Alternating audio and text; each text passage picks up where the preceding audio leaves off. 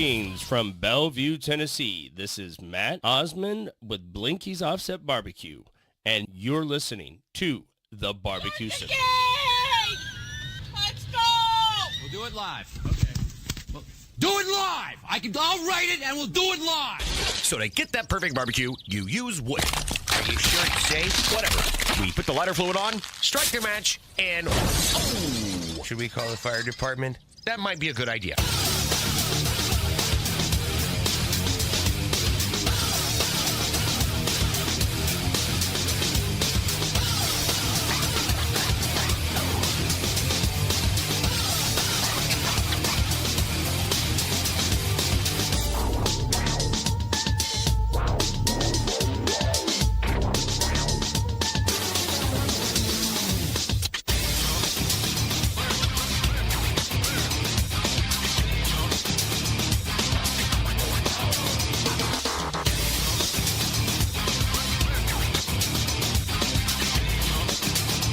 Hey, good evening and welcome to the Really Big Barbecue Central Show. This is the show where we talk about all things that are important to the world of barbecue and grilling.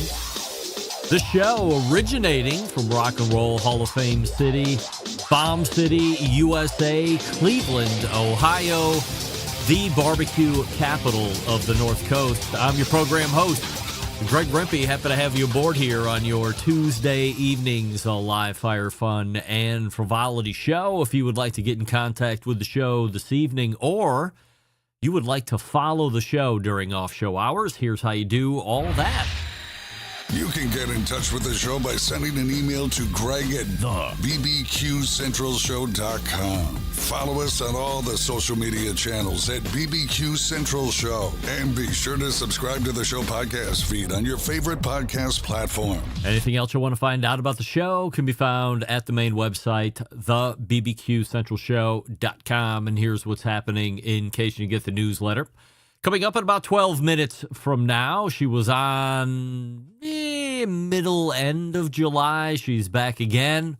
It is not live fire cooking related necessarily, but my second most passionate passion at the moment, the VP of marketing at Micallef Cigars, my favorite brand.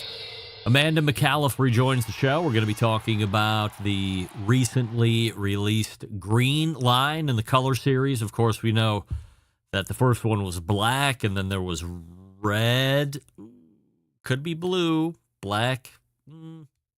Well, here's what we do know. Released in no particular order, black, red, blue, purple, and now green. I've not gotten my hands on green yet. I believe I actually have a box on the way. So if you are somebody that is a lover of the leaf, as I am, you would like a sample of a green Micallef, reach out to me through email. In the subject line, put Micallef Green or Green Micallef, whatever you like. And whenever those hit the deck here, I will make sure that I get them off to you. Caveat, I say this like as soon as I get them, I'll get them right out to you. While I have your information, there's a very good chance it might be a week or two before I actually get them to the post office. It's not that I don't want to send them to you. It's just that I know where I set my expectation, so I'm just trying to set your expectation accordingly. But I will get them to you as I do each and every time. But a new series is out, the green series and the color line. So anxious to try that, see how it stacks up against all the rest. I think currently it's 1A, 1B, and it's usually the one I'm smoking. Black and red is being my favorite. And then if I'm smoking the red, I would say, okay, well, that's probably my most favorite. But then when I'm smoking the black, I say, well, that is my most favorite. And then blue probably comes in, then purple, and then green yet to be determined.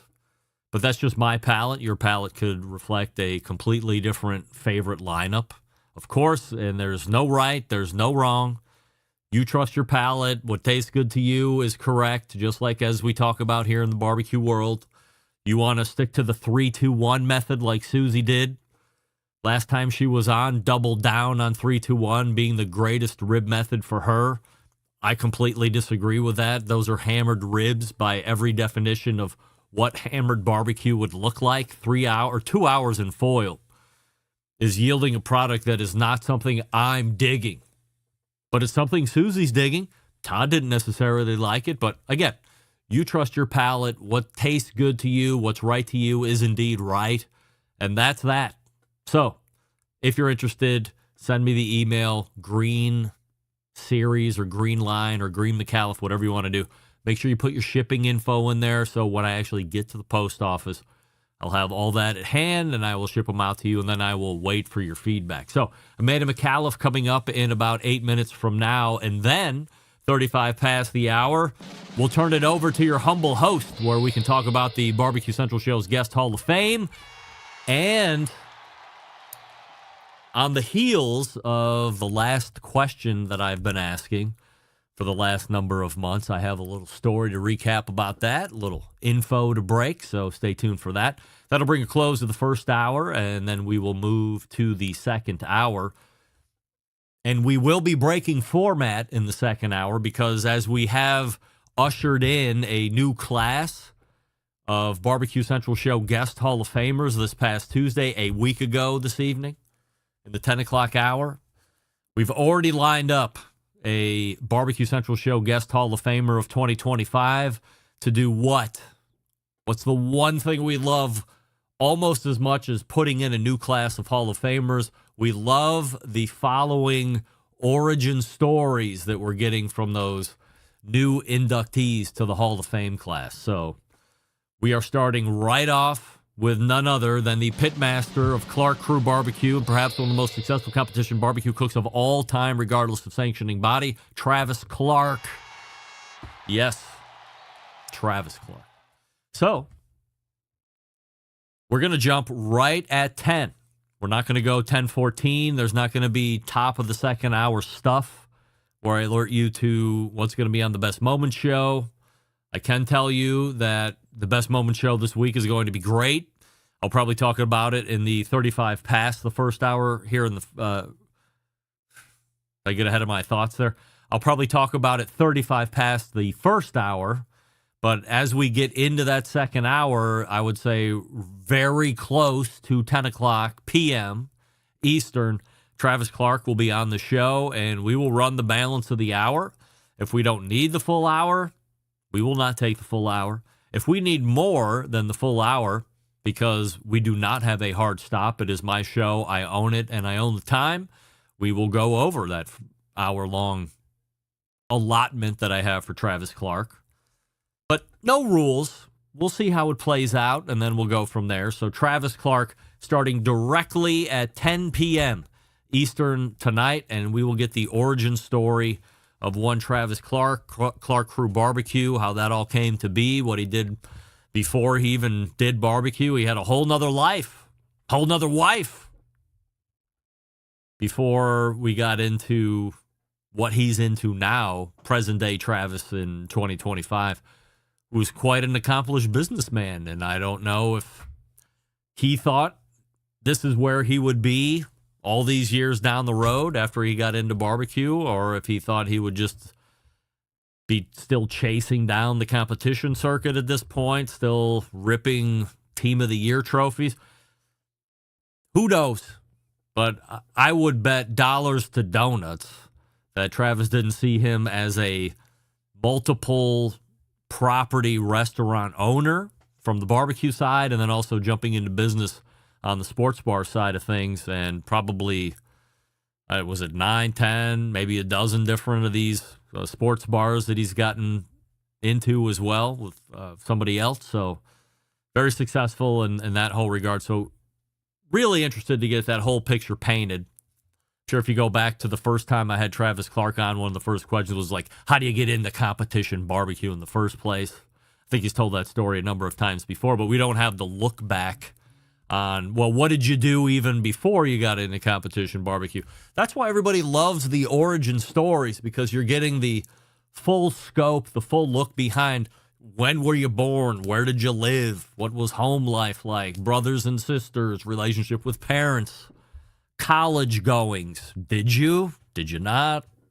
first jobs out of college or first job period. Maybe you didn't go to college. You don't have to go to college anymore, at least if you're not going to specialize. So really looking forward to digging in and having that origin story with Travis Clark here. Don't forget, we do have a YouTube poll question of the week as I'm quickly running out of time. I'm asking everybody this, including all guests. Did we get the 2025 Barbecue Central Show's Guest Hall of Fame class correct last week? And currently 91% of you are saying no. What's with the other 9%?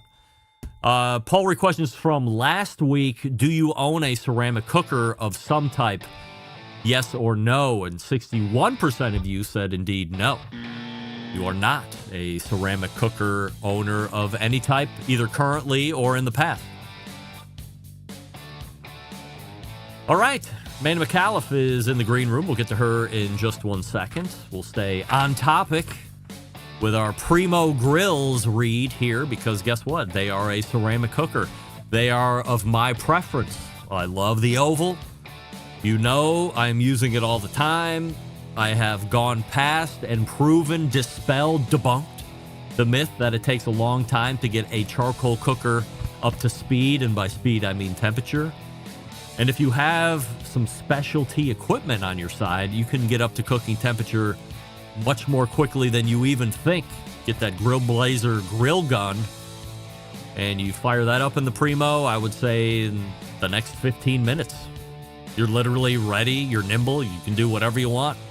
Big believer in those deflector plates, but you don't have to. You can use one deflector plate on one side. You can leave the whole left-hand side open if you want. You tell me what the best way to cook on your Primo ceramic cooker is. I can tell you this, only sold through dealers. So you have to find one near you. Go to primogrill.com. Check out their dealer locator portion. And then go to that dealer live and in person, touch and feel all the ovals. And away you go. As I might recommend each and every week. XL at a minimum. If you want 25% more, I believe. Double XL Primo. A little more on the price as well. But look, it's two cookers in one. So while you might worry a little bit about price tag, don't worry. Say to that significant other that's giving you the business about how much that is, say, hey, honey of whatever you are, it's two grills in one. It's a low and slow cooker. It's a mid-range. It's a high-heat grill. Maybe it's three cookers in one. Who knows? You tell me. PrimoGrill.com. Follow them on Facebook and Instagram. We're back with Amanda Micallef right after this. Stick around. Be right back. You're listening to the Barbecue Central Show.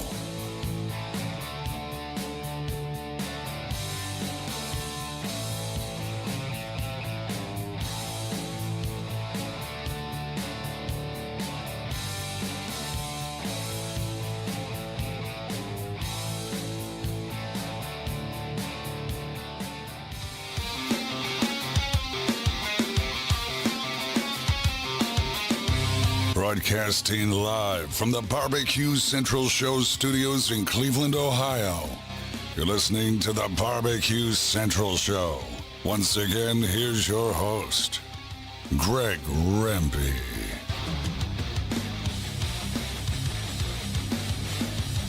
Welcome back. This portion of the show being brought to you by Fireboard, makers of Fireboard 2, Fireboard Pro, Fireboard Spark, Fireboard Beacon, and the all-new wireless Fireboard Pulse. When you use the Fireboard app, you have total access to all devices anywhere in the world as long as you have a connection and your devices are on your local area network. Find out more by visiting fireboard.com or call 816-945-2232. Diane Me saying get a Harbor Freight propane torch. Those work very well. Cheaper than the grill torch, by the way.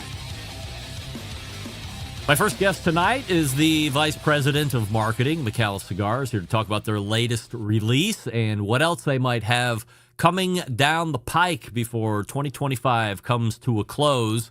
We welcome second-time guest, Amanda Micallef, to the show. Hey, Amanda, how are you? I'm great. How are you? I am fabulous, Amanda. Appreciate you taking time again here this evening. So we'll be talking about some cigar stuff this evening, of course, but we have a YouTube poll question of the week that we're asking everybody, including all guests.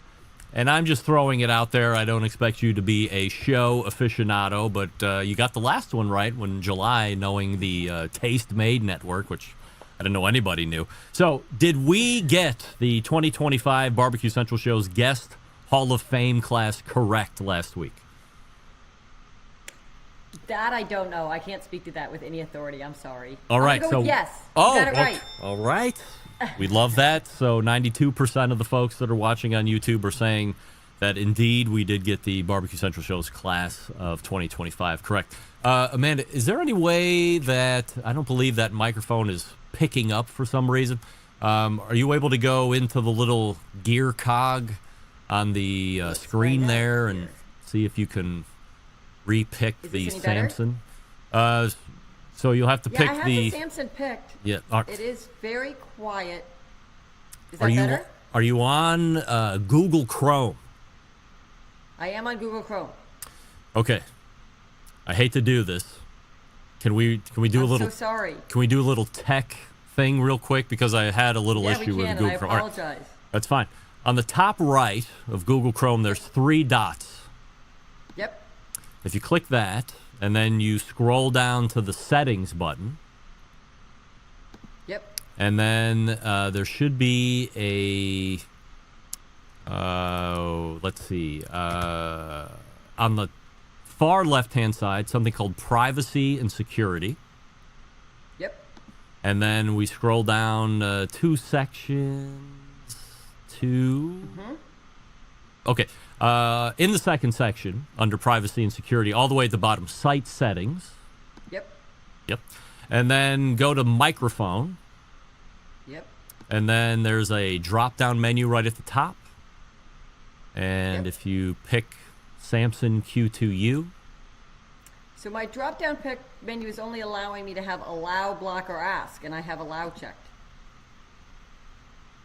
Whew. Oh, dear.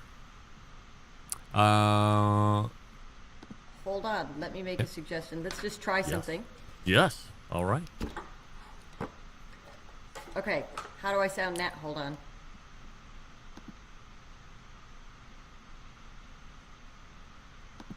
Is that any better? No, it's the same. How is this? We've done this 3 times with no issues. I know. Never. I've plugged in exactly the same. Not to ask a dumb question, but the microphone is on? The microphone is on. It's There is not a dumb question. It's a very... Now I've unplugged it. Yeah. Trying to just go to my... I thought maybe my own computer would be better.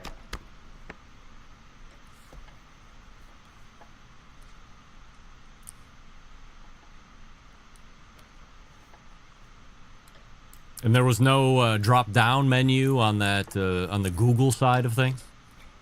Yeah, no, there's a drop-down menu on microphone, and I have it set to the Samson microphone. Yeah. On the Google Chrome thing, it just had allow or disallow. Allow or disallow. All right.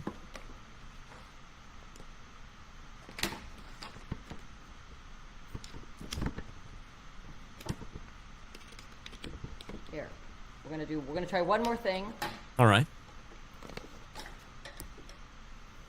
This is very embarrassing. I'm so No, sorry. are you kidding? This is the beauty of live internet shows, is figuring out how we might or might not work through stuff. So let's try this. If you replug back in. Oh. Let's see what happens. Okay, is this any better? It is not. It's the same. You did the, I assume you did that reconnect. I hit reconnect. I plugged it. I was in. Is that better? It is not.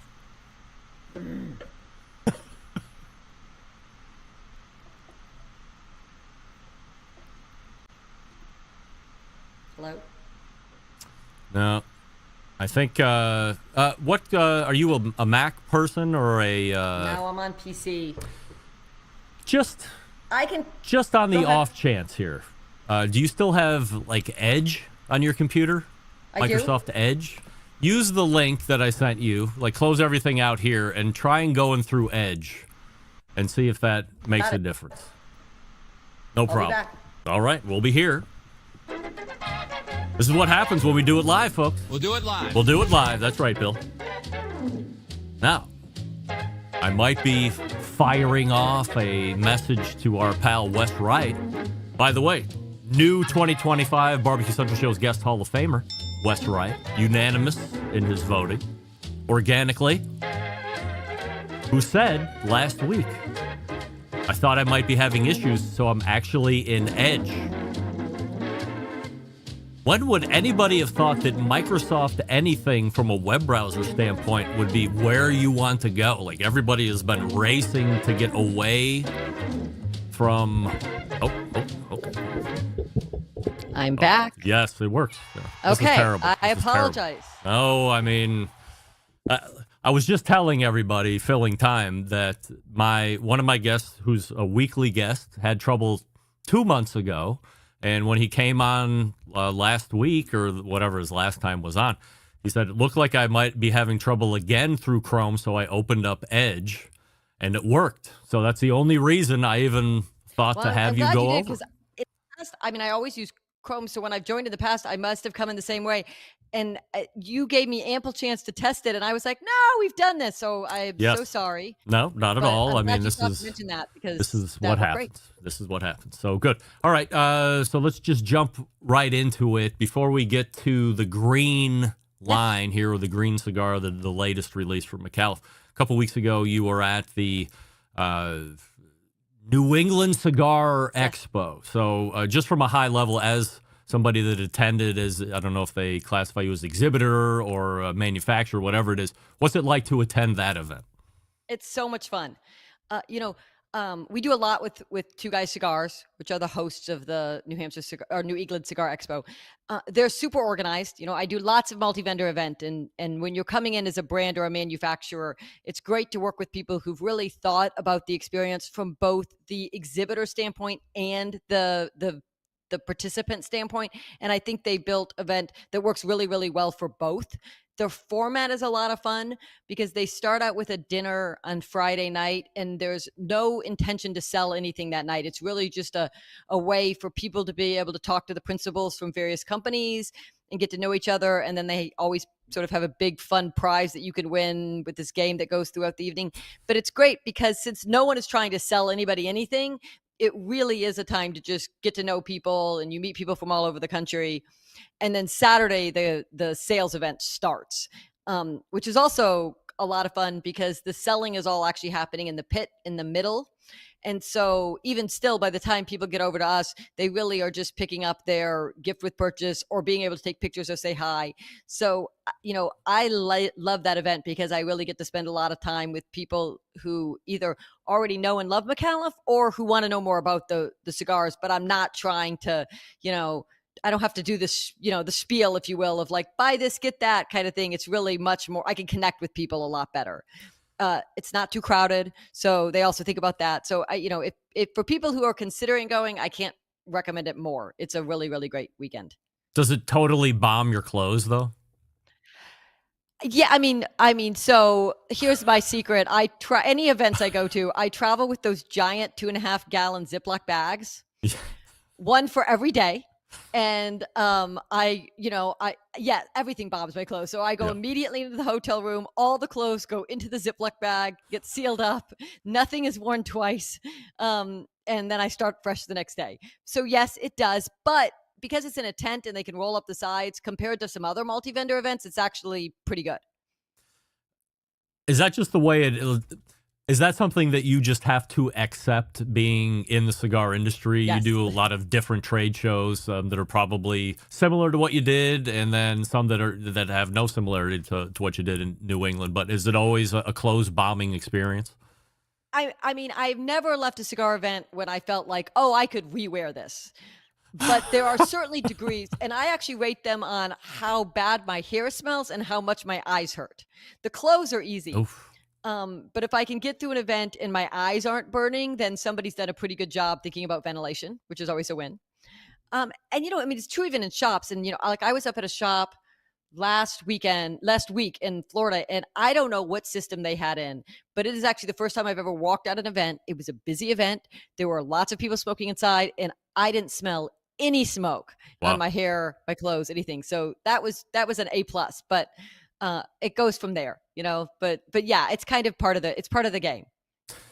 All right, so let's move on to the new release here. So Yes. as I have told everybody on my show, the most unique thing going in cigars right now is the Micallef color series, color line, whatever we're calling it. So we have black out, red out, blue out, purple out, and just recently we've released the green in the color series too. So give us a idea of an experience one can expect if you're going to be smoking the green. So green is a little bit of a departure from the other four colors. The other four colors all have some shared tobacco in them in the wrapper or binder area. This has some shared tobacco for filler, but it's got a completely unique binder. It is a Mata Fina from Brazil. We actually brought this out because years ago we had a different Mata Fina that was popular, but we didn't make it in our own factory, and we wanted to bring all of our cigars in-house. So we promised people we would bring out a Mata Fina again, and we have. It is not the same blend, but it's a Brazilian Mata Fina, and it's on a binder that I was not familiar with at all. It's called a Negro, the San Andreas Negro, which is a varietal of tobacco in the same way that like a Habano or Sumatra is a varietal, all, grown in the San Andreas Valley. But it's a bit more substantial of a binder, so it gives the cigar a lot of body, both physically, but as well as in smoking it. And so it brings an earthiness to the sweetness of the Mata Fina. It's a great medium-bodied cigar, but super approachable, a lot of flavor. And it's got a Nicaraguan filler. So I think if you smoke it, I think what you'll really kind of experience is both a sweet and almost like a botanical or herbaceousness coming off of that Mata Fina, with an earthiness that brings in some sort of savory and kind of hits you in the back of the mouth with that Negro. Are there a lot of Mata Fina wrapper cigars in the market? I don't know if I've ever heard that name until you mentioned it maybe in July. Was a very popular. So Mata Fina is something that kind of ebbs and flows, and it tends to hit trend cycles. We're not actually in one of its higher trend cycles right now. We really did this for our ambassadors, though we're pleasantly pleased with the reaction and how it's selling. But probably, CAO has a cigar that they sell called Brasilia, which is probably one of the more famous Mata Finas out there that's been around for decades. That's kind of the one that sort of stood the test of time. And then at different times, people have had them for sure. But no, it's not popular like a Habano or a Sumatra, or even like a Maduro. Things like that are much more prolific wrappers. From a concept standpoint, is this the green specifically one that takes longer to piece together and get to market versus some of the other ones, or do they all follow the same lifeline? They kind of follow the same lifeline. It definitely, because we are buying the Mata Fina only for this cigar, it takes a different kind of planning. Whereas, we buy Habano and it's in, 3 of the other 4 in some way, shape, or form, right? And so when we're buying those, we're buying whole fields of tobacco. We're using the entire tobacco plant when it's all said and done. The Mata Fina wrapper is a much more specific thing that we're purchasing from Brazil and just for this cigar. So it's a different supply chain exercise, but not necessarily a longer timeline. Have you ever thought about, or is there talk of becoming, what do they call it, vertically integrated company where you're doing your own tobacco and then you're making your own cigars with the own tobacco that you're growing? So there's always a conversation, and we're moving more and more in that direction, though I don't know that we'll ever completely become vertically integrated. When we started out, we were purchasing tobacco from essentially people, what we would call like spot buying. We were buying bales of tobacco at a time based solely on what we need. Now we actually go directly to the farmers ahead of time, and we lease fields, and we basically say, this is, we want a full field of Habano. We want you to, when you plant next year, we put a deposit down on it. That's our field, good or bad. If that field got taken out by weather, bugs, something like that, too bad. So while we don't own the dirt, we essentially lease it. It's almost like owning it. And we're not the ones out cultivating it. We work with farmers who we trust to do the actual growing. But then we bring it in-house and do all the fermenting and everything once it's grown. And so the only big thing that we're not doing that we really don't touch on a significant way is boxes. Some manufacturers have their own box building in-house. We do not. Boxes are actually one of the biggest chokeholds in the industry, so I think it could make a lot of sense to do it at some point. We would have to, our factory actually, before we bought it, when it was the Davidoff factory, they actually did some box building there, but we've taken that space over for some other things. So if we wanted to get into box building, we would end up needing a different, facility to do it. And then we don't print rings, but I actually don't know. I think everybody gets their rings printed. I don't know anyone who actually does their own printing. I'm typically the guy with the hot take that is in the vast minority, but I don't understand boxes. Like, give me a bundle. Let me save space in the humidor. I can tell you exactly what happens with every box I've ever had. Right in the trash. Like, yeah. I understand there's an aesthetic and, this is an art form and let's capture all the friggin' art and make an arty box and blah, blah, blah. But, I can't think of a bigger way to potentially cut cost out of the cigar. Eliminate the box. Give me a break, give me a bundle, and I'm a happy guy. But obviously, again, I'm in the minority here. I wish more people thought like you, because me too. The speed in which we could push cigars out, and quite frankly, the price if we weren't having to put the box in, would be meaningful. But people really, part of the experience for them is that moment of unboxing. And then, a lot of shops like the boxes because it's what they want to display in. Now, interestingly enough, you go to Canada, for instance, you're not allowed a box. You have to sell bundled only. They don't want the opportunity to advertise. It's part of how they've sort of, tried, and you actually have to put paper bands around all your bands. They don't want anything that potentially is eye-catching. So some places have required bundles, but it's not so much from a cost standpoint. It's from they don't want to make smoking look appealing. How are you supposed to stand out on the shelf if everything's covered? Like, how do I know a Micallef from a Davidoff from a Perdomo? You have a plain brown wrapper that has your name on it, but that's it. When you walk in the humidor, everything essentially looks exactly the same. Which we actually don't currently sell into Canada, partly for that reason. Just the muscle at this stage of our company to start producing packaging or extra packaging to fit that market. And it is a relatively small market. We just sort of have, we will get there eventually, but we're not. But yeah, no, it's like walking into a completely unbranded space and you kind of have to know what you're going to smoke or trust the tobacconist. If you decided top down, hey, Micallef's going away from boxes, does that hurt business substantially, do you think?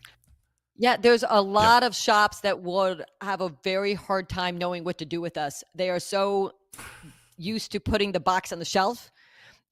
We have trays, but even that, I'm surprised how many people don't really want to put a tray in their humidor. There's just this culture of box, the shops use the boxes, and it's interesting because a lot of shops really don't sell a lot of boxes. They primarily just sell single sticks, but they count on those boxes to do the job of helping sell the cigar, and provide them with, a way to display.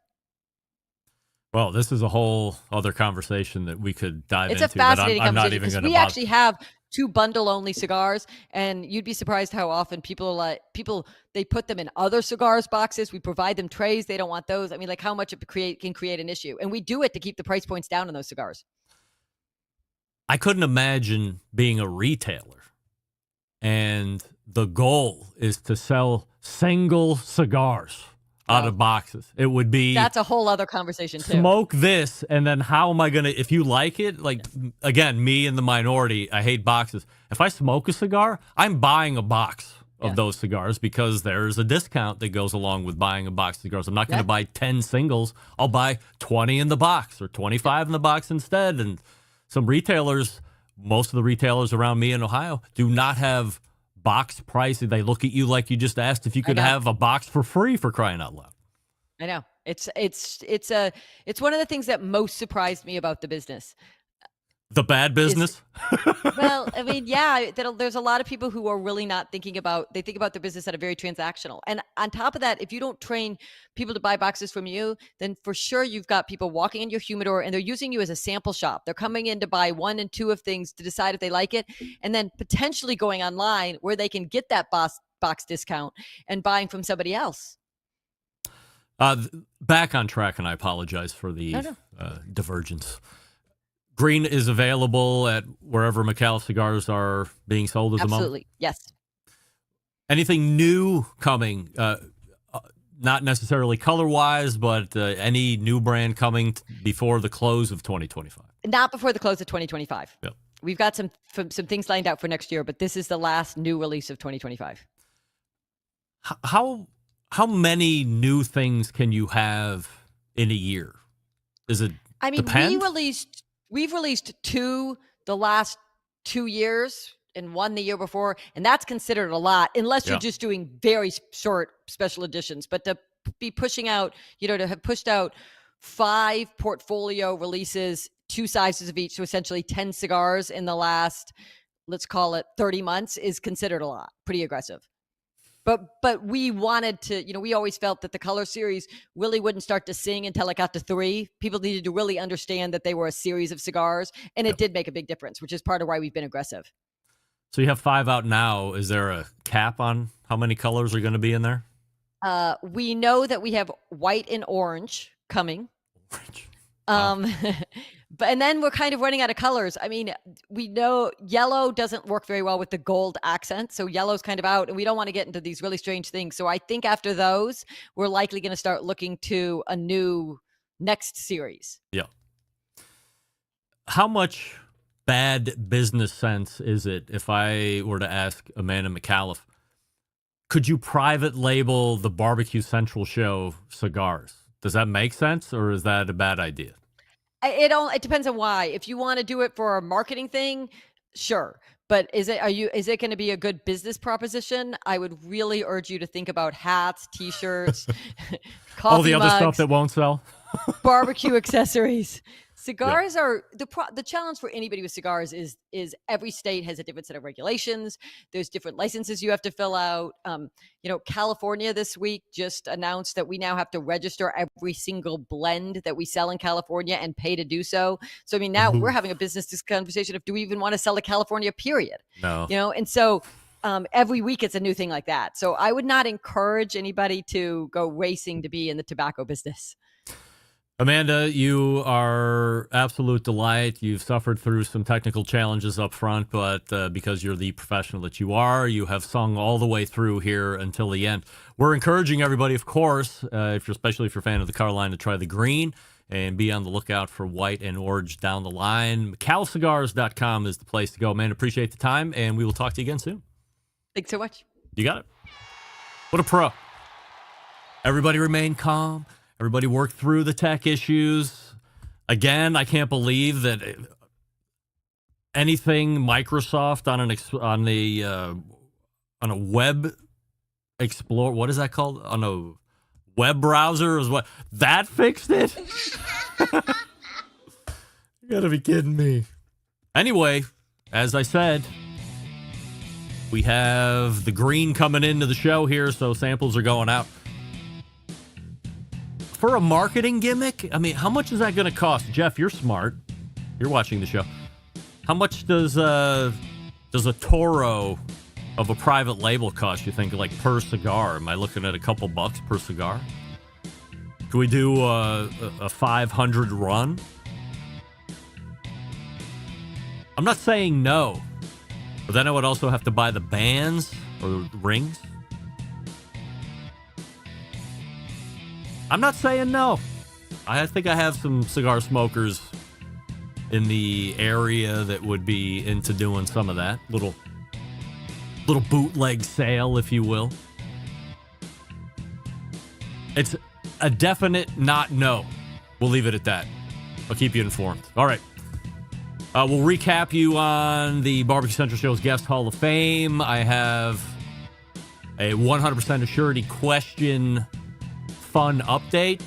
So stick around. We'll be right back. You're listening to the Barbecue Central Show.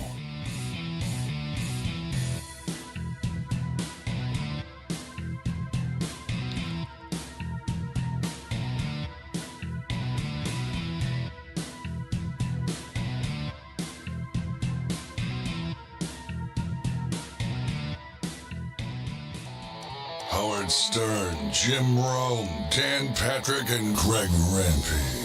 The Mountain Rushmore of talk show entertainment. Now, let's get back to the Barbecue Central Show.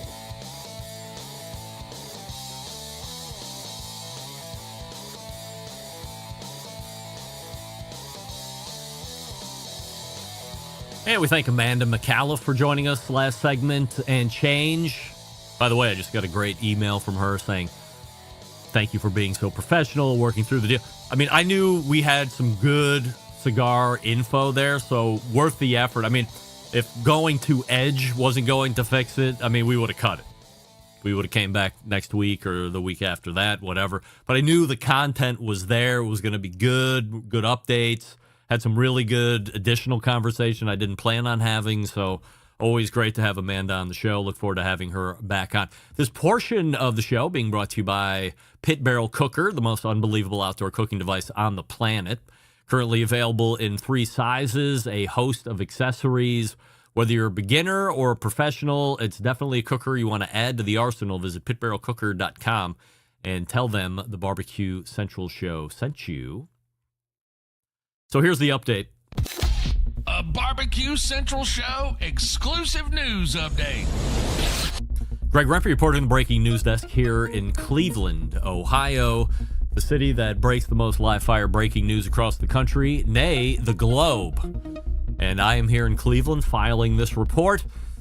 As luck would have it, as I mentioned during the embedded correspondence 100% assurity question, and it has been the question that I have kept in refrain over the last number of months, sounds something along the lines of 100% yes or 100% no, proving that my hypocrisy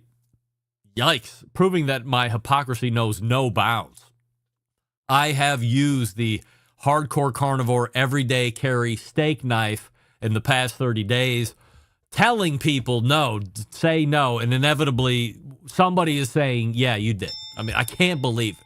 I've told people the last 2 months, don't say yes. And then finally last week, I had to come clean. I said, well, you know, gang, I've been telling you, please say no so we can be done with this question. And yet at least one of you remain unrelenting. And it's a evolving who is deciding to be yes, because John has been no right along. And then all of a sudden last week, John's like, I'm the guy this time around. Yes, I think you've used it. And I know somebody's going to say yes next time, even though I told them not to use it. But I came clean and I said, well, you know, the last 60 days, I was attending a concert with my pal Jason Kaplan from the Howard Stern Show. Shout out to Jason. And we were going into the Goose concert down in the Flats, Nautica Stage, or whatever the hell they call it now. And when Jess Pryles had sent me that everyday carry steak knife, she said, you put it in your pocket. You carry just like a regular pocket knife, except this one specifically dedicated to steak, or if you need a knife to cut your meat. And I couldn't possibly fathom a situation on why I would even need that or carry it nonetheless, other than that it's novel. So, like a good soldier, started putting it in my pocket along with my other big Gerber pocket knife. And then Jason came over, or we met up. I had the everyday carry steak knife in my pocket. So I went from work. Is this what happened? I think I went like right from work downtown, picked up Jason, went out to eat, and then went down to Nautica Stage to watch Goose in concert. And as I was going through the security line, I beeped. I'm like, why am I beeping? You know, is it keys, whatever? No. I had my everyday carry steak knife in my pocket because that's where I put it at 6:30 a.m. earlier that morning. And I always carry a pocket knife, and rarely do I think I need to check my person and make sure that I have my pocket knife out, because sometimes we go to baseball games, sometimes we go to pro basketball games. I would never go to a pro football game in this town. But sometimes you are in an instance where you are going to get wanded, metal detectored, whatever. this was one of those times. I don't think you can go into a concert or into one of those venues anymore and not go through a metal detector, of course, trying to minimize any type of mass casualty right up front. But if I'm putting my knife in my pocket at 6:30 and I don't think about it again, I mean, that's not uncommon for me because I just carry them all the time. I use them all the time during the day. As I've told Sam, the cooking guy, many times, if you are a person who does not carry a pocket knife, you should immediately start carrying a pocket knife of some sort. It clips on the inside of your jeans. It doesn't look like a gun. It's not even the same thing. The utilitarian aspect, the amount of times you will be like, oh my God, I can't believe that I am using a pocket knife this much in my everyday life. It has made my life more efficient and easier because I carry a pocket knife. Most of the men that I know or that I am around carry a pocket knife, at least a pocket knife. Use it all the time. How many times have you been in a crowd and somebody says, anybody have a knife? I always have a knife. Now, it's not, if I'm in the crowd, people go, Remp, can I borrow your knife? Yes, of course, because I have it on me. Anyway, strolling through the security line at the Goose concert, and guess what? This guy just went off. What do you got in your pocket, sir? Well, I got my wallet, got my car keys. Oh, I got my everyday carry steak knife, too. I said, is there any way that I can keep that? I'm not going to do anything. I've never been to a Goose concert, nothing like that. I'm not on anything. And if I might just explain for a brief moment, this isn't even a real knife. It's a steak knife that I carry with me just in case I'm in a restaurant and I get a steak or chicken or some other protein, and I would rather use my own knife for the food. It's really not for self-defense. In fact, when I had the creator of this knife on the show, she was telling me about all the ways you could cut various protein with it, and I said, well, or you could use it as a pocket knife and stab somebody in the neck if you had to. And immediately she said, actually, no, Greg, you would never use it in that instance or in that way, only for steak or other proteins. So, sir, please don't take this from me because it's not even a real knife, as said by the creator of this product. And he laughed and said, I now have this. And I said, well, maybe at the end of the show, I can find you, you can give it back to me. And he said, I will not be here by the end of the show. I can guarantee that.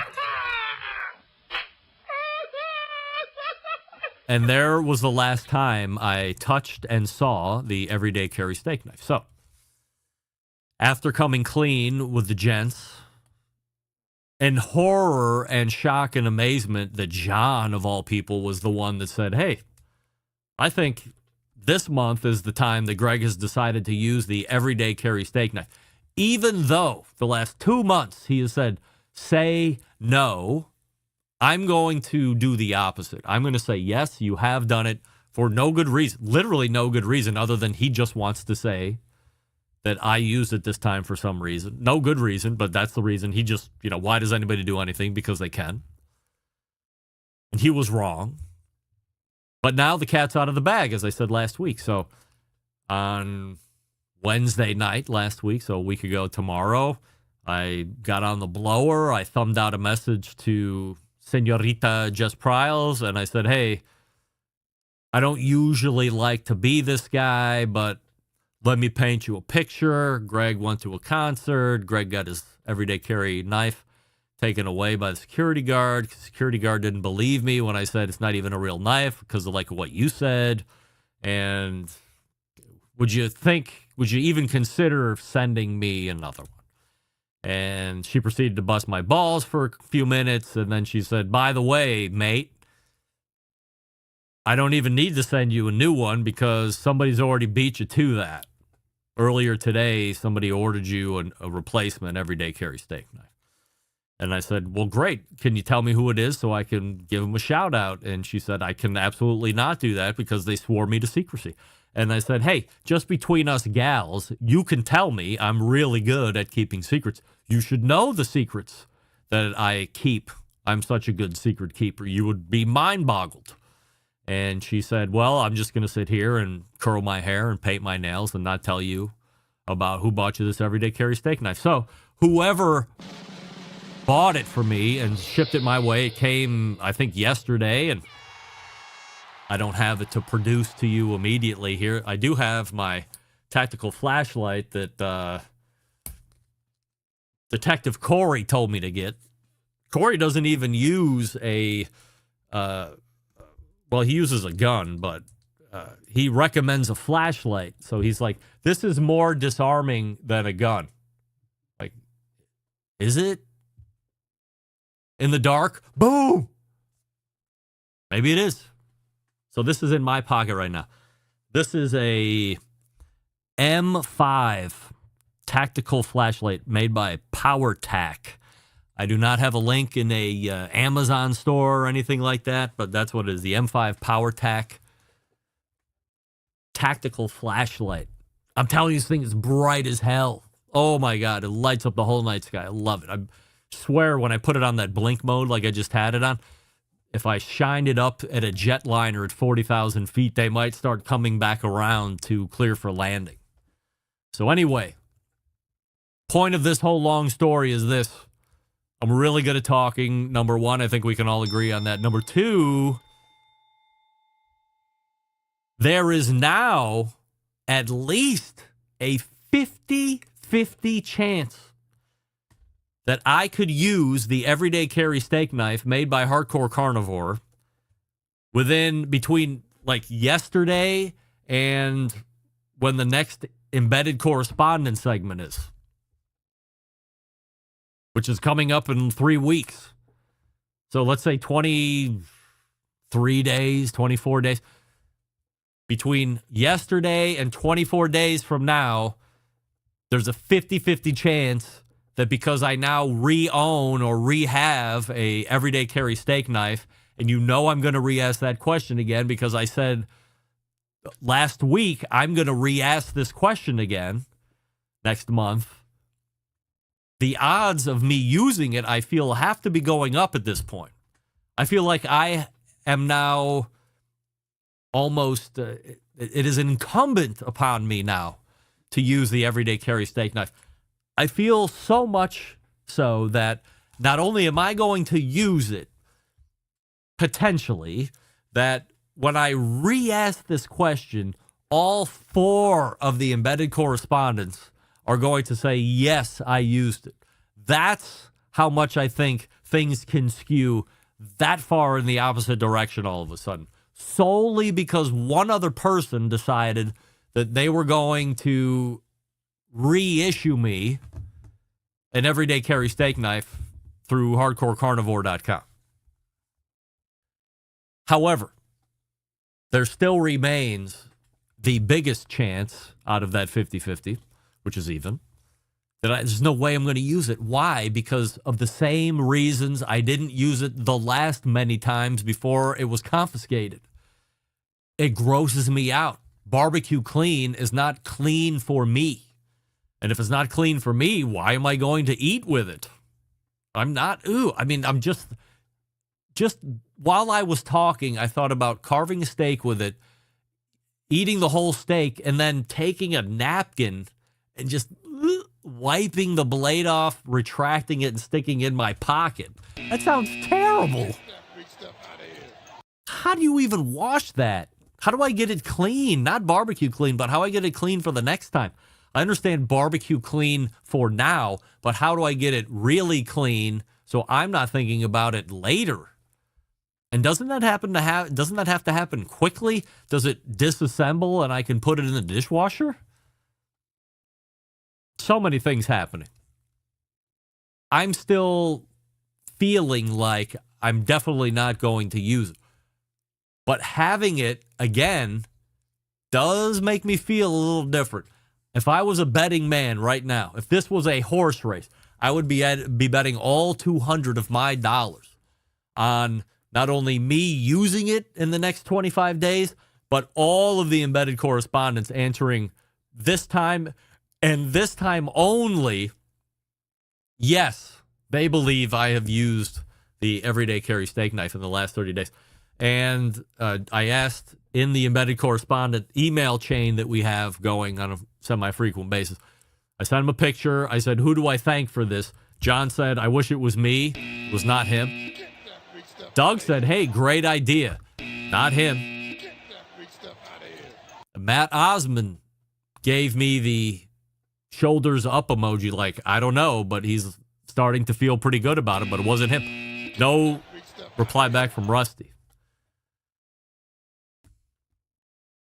Rusty's very busy, so I don't think it was him either.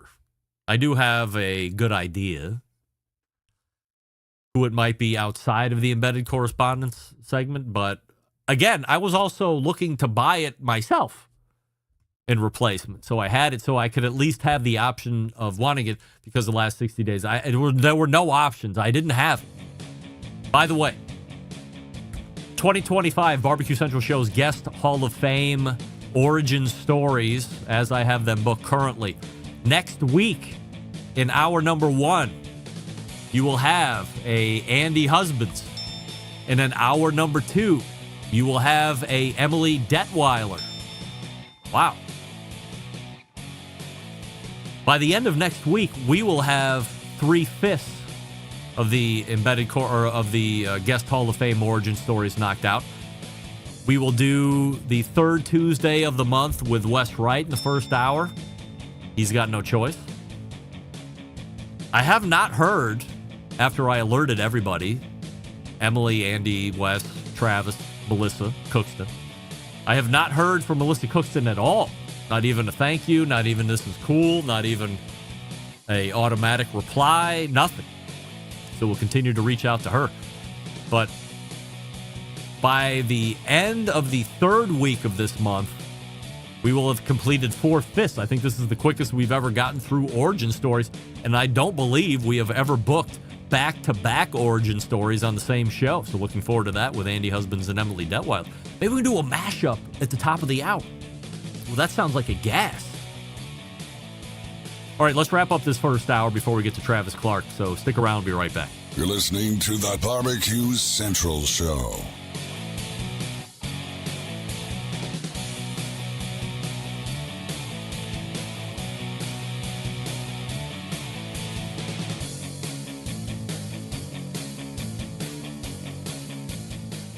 Continuing to produce incredibly mediocre content in an exceptionally professional way. You're listening and watching the Barbecue Central Show. Once again, here's your host, Greg Rempe.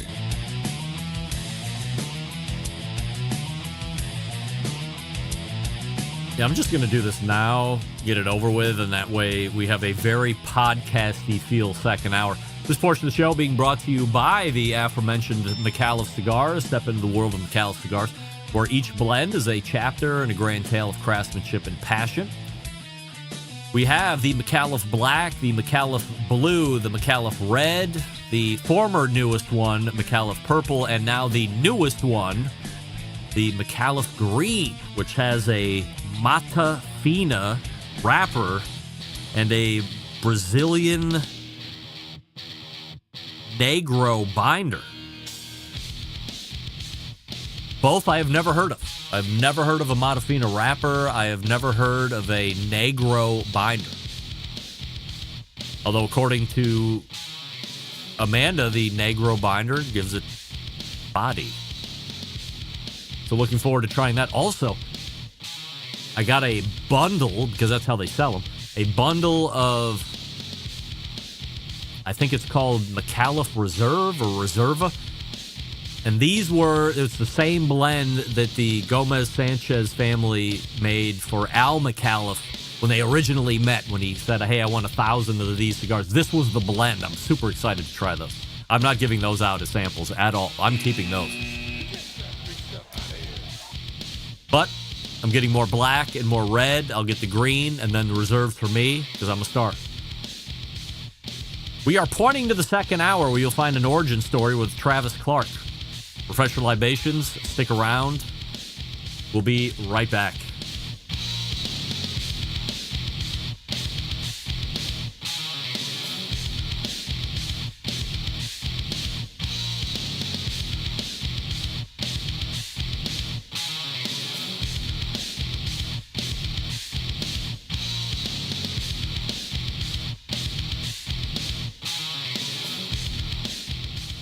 This is Jennifer Palamas from Charlotte, North Carolina, and this is Barbecue Central. Happy to have you aboard here for the really big barbecue show. We cook because we have to, and we grill because we want to. Hit me! Fine, how's it going? You have a great show. I'm a big fan. Boing. So what seems to be the problem here? This man looks like he's dead, and he's in the crackle. Charbono! It's all about the charbono, dude. Succulent fish. What? He ate sushi or wiener. Oh, listen, Lavernius, shut your face. I'm shaking like a dog shit peach seeds. We have top men working on it right now. Top men. And just like that, we are into the second hour. It is the Barbecue Central Show, where we talk about the most important things happening in the world of barbecue and grilling.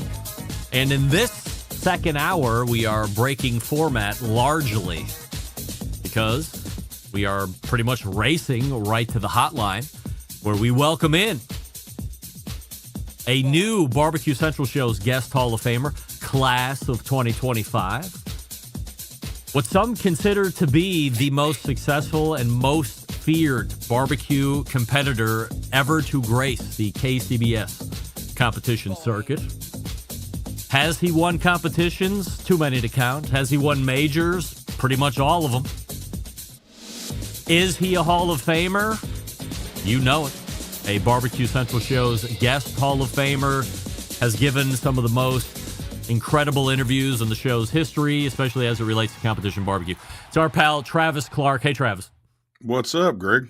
We have a YouTube poll question of the week, and I'm not pandering to the guest crowd here, but the question is this: did we get the 2025 Barbecue Central Show's guest Hall of Fame class correct last week? I feel like it's a solid list. I was super surprised Melissa Cookston wasn't always in. I always hold her up pretty freaking high in my books. And a great interview as well. So, you know, to qualify for the Guest Hall of Fame, you have only needed to have guested one time in your entire life. You're automatically eligible. And then we just hope we continue to amass the brain trust that can actually reach back into the analog or the archives of the show to be able to go out and pick some good ones.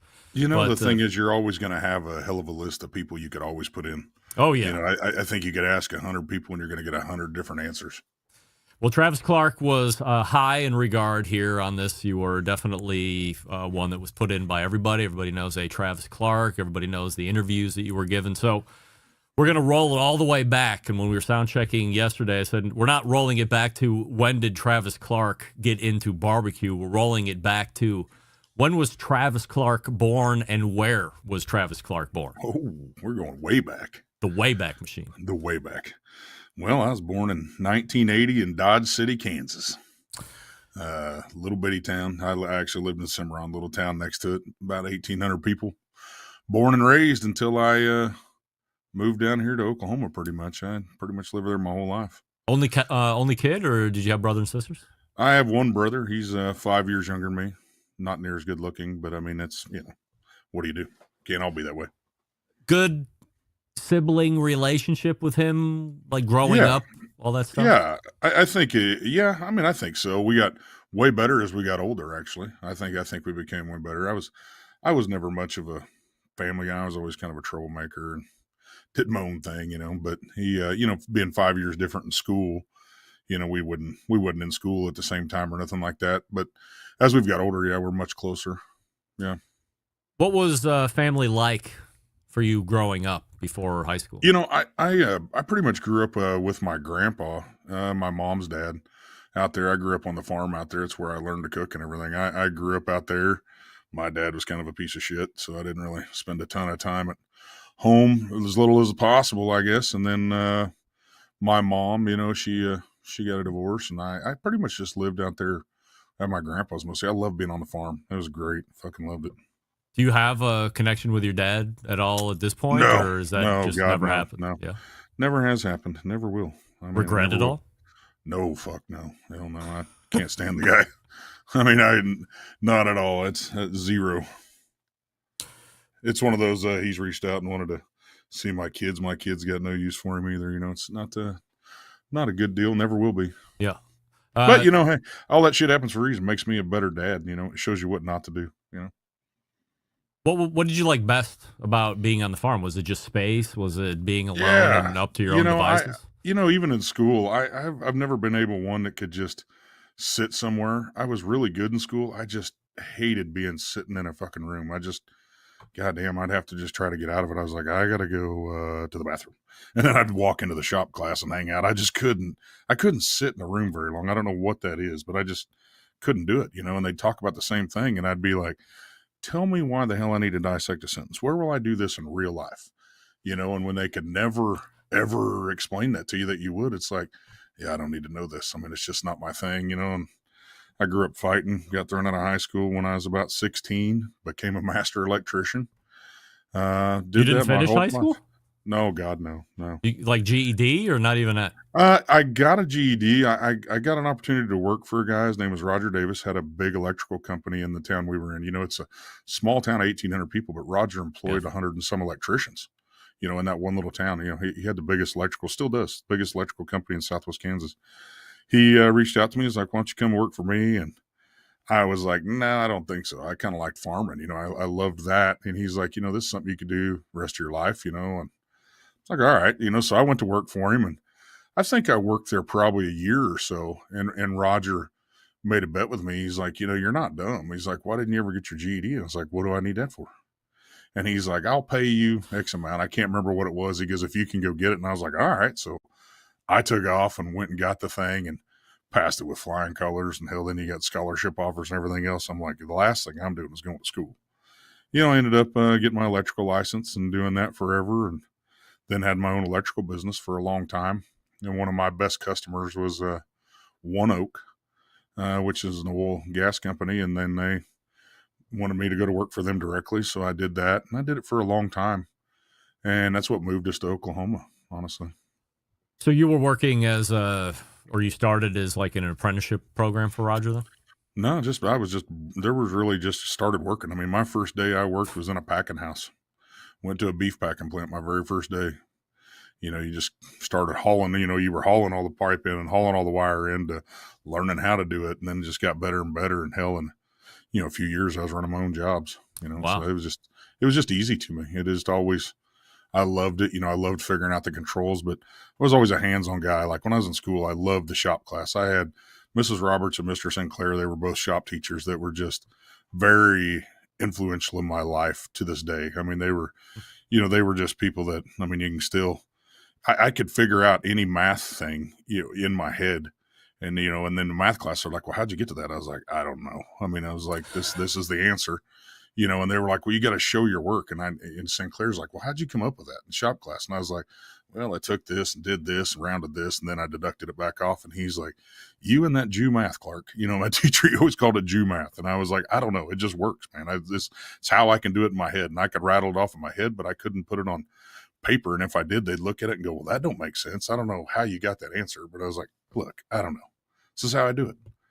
I was super smart, but they were great. Then he let me be like an assistant in the shop and go and help. And then I was going in at nights, and they'd have like woodworking classes, like a woman's night. They'd come in on Wednesday nights and build stuff, and I'd get to go in and help do that. And I just loved working on stuff. I didn't care if it was cars. I didn't care if I was building gun cabinets or tables. I just liked doing stuff, and I just couldn't sit in a room. I just couldn't do it. I'd rather go sweep a shop than sit in an air conditioned room. I couldn't do it.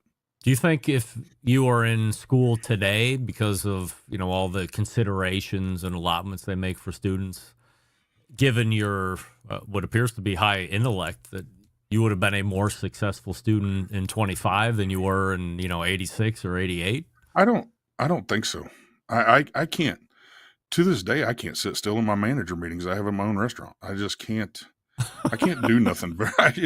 It's so bad. I just don't know what it is. I mean, it drives my wife crazy some days. I just can't do it. But I mean, I have a brilliant mind in my own way. I just can't sit somewhere and it's like, we could be doing this. I mean, we're getting ready to go to a brand conference, and I'm like, oh man, this is painful when you sit through meetings and stuff. I can't do it. My kids, luckily I have some great, very, very smart kids that do super great in school, and it's just, it wasn't my thing. I was very smart, but I just can't sit there. I mean, I just can't do it.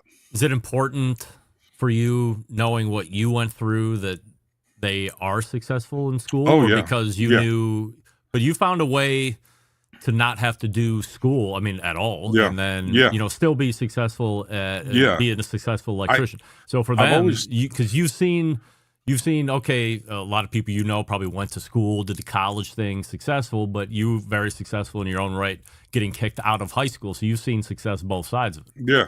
I told all my kids, I was like, you never have to go to college, ever. If you want to, I will put you through school. And I told them all, I was like, if you go to college, I'll buy you a vehicle, everything like that. You get a vehicle in high school. But I said, you go to college and do that? I said, it's yours. Everything's yours. I'll pay for it all and do it all. It's been, and my kids have all done well. They all graduated. And I was like, I don't care what it takes, but you will graduate high school. No matter what, I'll sit there with you. As much as that'll pain me, it was very important because I had to work extremely hard to get to that point. I had, Mrs. Smalls was a math teacher I had, and she told me, she's like, I don't know what the hell you're going to do in life, but whatever you do, you're going to be successful at it.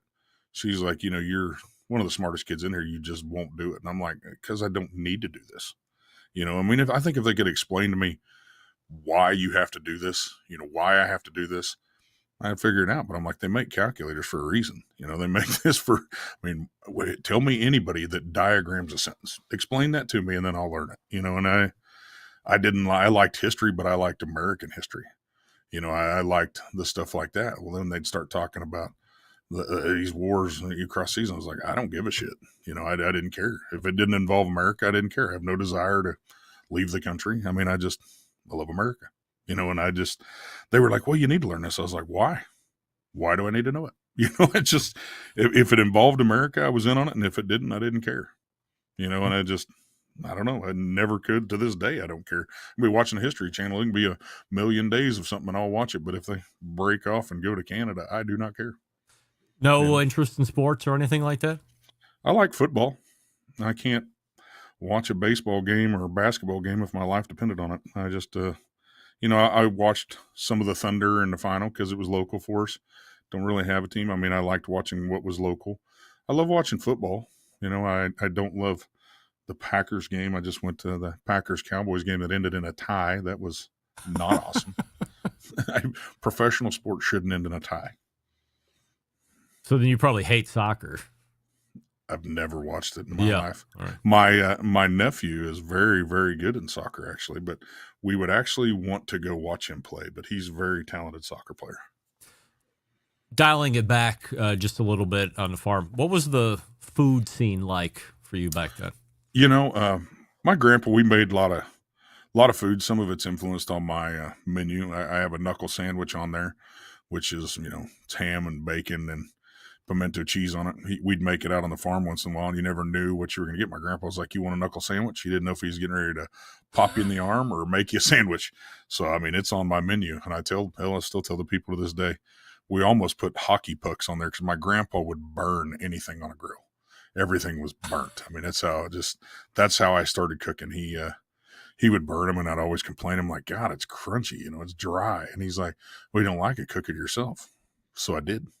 Started cooking them myself. And then my uncle was like, well, you cook the burgers and you cook the steaks. So I started doing it. Back then, the only seasoning we had in the whole place was, Lowry seasoned salt, salt and pepper. It was about all we had, but I started cooking at a young age. I don't even know. And then a guy right down the road has a big whole hog party every year. Ed Legg, he's a fantastic guy. He passed away several years ago, but they still keep on the tradition of having that whole hog party. And I can remember at a young age, my grandpa taking me over there and they were prepping that whole hog. And I was like, this is freaking cool. We raised hogs, cattle. We did it all ourselves and butchered them all. But, watching it done that way, I had never seen a hog cooked that way. We'd always cooked them in the ground, and threw coals on them. So then seeing it in a pit, I was like, man, this is sweet, and they'd fill it up with all the cabbage and carrots and potatoes and just stuff that thing full, and it was amazing. And the whole town would come out. There, of a town of 1,800 people, there's probably 400 or 500 people out there. Wow. It was just a super cool thing, which is a tradition we're going to start doing next year at our farm. We want to do the same thing. So, so no college. You do. No. You're doing electrician, and you're being successful at it. You got your own business. You go to work for One Oak. So, where does professional electrician and barbecue start to work its way into each other? So when I started working for One Oak, you had a lot of weekends off, which was very rare. You were on a rotating schedule. When I was an electrician, weekends off were just not an option. That's when you made all your money in the packing house. It's the only time they were closed, so I'd never, ever had weekends off. So I started working for One Oak, and I'm sitting here going, man, I got 4 or 5 days off in a row. I was like, this is crazy. A good friend of mine in high school, she her grandparents lived next door to us, and they would come down and spend the whole summers. Super cool friends, twin girls. They were super cool. But one of them had kidney problems, and she had a kidney transplant in, I guess it would have been 2011, I think it was, when we went to Kansas City, and we did the kidney walk for her up there because I had time off. Took the kids and everybody. We went up there. And I'd never really thought much about competition barbecue. A guy I worked with at One Oak catered a lot, cooked a lot of barbecue, and had some cool stuff. And he had done some competitions locally there and everything. And I was like, that'd be fun, and I'd thought about it. Well, when we went and did that kidney walk, we were walking around and you could smell barbecue. And I was like, I need to live in this town. I mean, it was just amazing. I was like, this town always smell like this, And they were like, no, the American Royal's going on. That was when the Royal was down in the bottoms. Yep. And where we were doing the walk wasn't far from there. So you could smell 600 teams cooking. And I was like, man, that's super cool. And everyone's telling me, they're like, hey, it's the Royal. It's, you can go down there, you can eat, you can do this. And I was like, well, we'll do that tomorrow before we go home. So that Sunday, me and Kim took the kids. Kids were pretty little. We were dragging them around in a wagon. So we went to the Royal and walked around. And, this was back when Pitmasters was on, so, I'd seen it on TV, not really watching it, but I mean, I'd seen it and watched it some. I'm not a big TV watcher. And but then I met Rod Gray there, walked up to him. He was outside, and his green pit is what caught my eye, honestly. I was like, now that's a badass pit. That J5 he has that everybody knows. I own that now. But that pit, I was like, oh man, I want that thing. Like, I want that pit. And we walked by it a couple of times, and then he was out there, and I was like, I like your pit. And he's like, thank you. He's like, do this and that. And Rod was super gracious and talked to me and everything, and gave us a t-shirt. And he's like, I was like, this is cool. And I was like, your pit's awesome. He's like, there's another one down the aisle. Johnny Trigg is right over here. There's a really cool one right down this aisle over here. It's True Bud Barbecues. So we walked around, and at the time I'm into car shows and motorcycles, and I was looking for something to do with the kids because I used to always go to Sturgis on my bike. Well, when you get little kids, that's not a kid scene, So I was trying to think of things to do. We had campers and stuff, and I was trying to think of, what you could do. And I'm looking at all these people in their campers, and their kids are running up and down the aisles on scooters and having fun. I was like, well, this is it. I could do this. And we went inside and ate. And the barbecue sucked. And I at the time, I was thinking, this is the food these guys are cooking. I didn't understand, that they turned in different food, but we're eating this. And, and they're putting it in these same styrofoam containers, and we're watching containers go in. And I'm like, well, this shit sucks. I was like, we can cook better food than this. Well, it wasn't competition food, it was whoever was catering, in there, and we pay, $50, $60 for all this food. And I'm like, my God, we could come do this and be better than all these guys if this is what they're turning in. None of that was what they were turning in. I didn't know then. It was a vendor. But we walked around, and I'm like, look, I want one of these. I want to buy a Jambo. And I'm talking to guys, and they're like, that's like $10,000. I'm like, well, I'm probably still gonna need to buy one. I'm like, I'll sell a bike. I'll do something. I want one of these.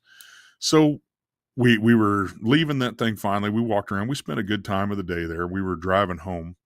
And my mom called, and she's like, what are you doing this weekend? I said, well, we come up to Kansas City, did the kidney walk for Jenny, and did all this. Then we went and walked around the Royal, and I was like, it was super badass. And she goes, we got talking, and she's like, would you go by yourself, or did you take the whole crew? And I said, I took the whole crew. And, I kind of was thinking about that while I'm on the phone with my mom. We get done. She's like, all right, holler when you get back. And I hung up the phone. I looked over at Kim. I was like, our team name is going to be Clark Crew. right there. I mean, we're 2 hours down the road. Don't own a smoker. I don't own anything. I mean, I'm like, I'm going to do this. I'm going to do this. I got back home and I had grills. I was always had Weber's. And I mean, any barbecue I cooked, I just put my coals off on one side and then, cooked on Weber's is what I did.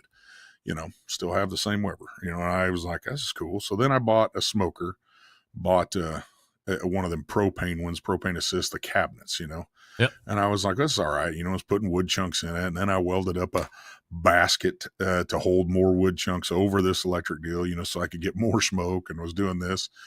And then the guy I worked with, he's like, well, if you're wanting to really get into it, we have a smoker, we have one that we'd sell. Him and another guy in town, can't remember his name, but they were partners on a catering business.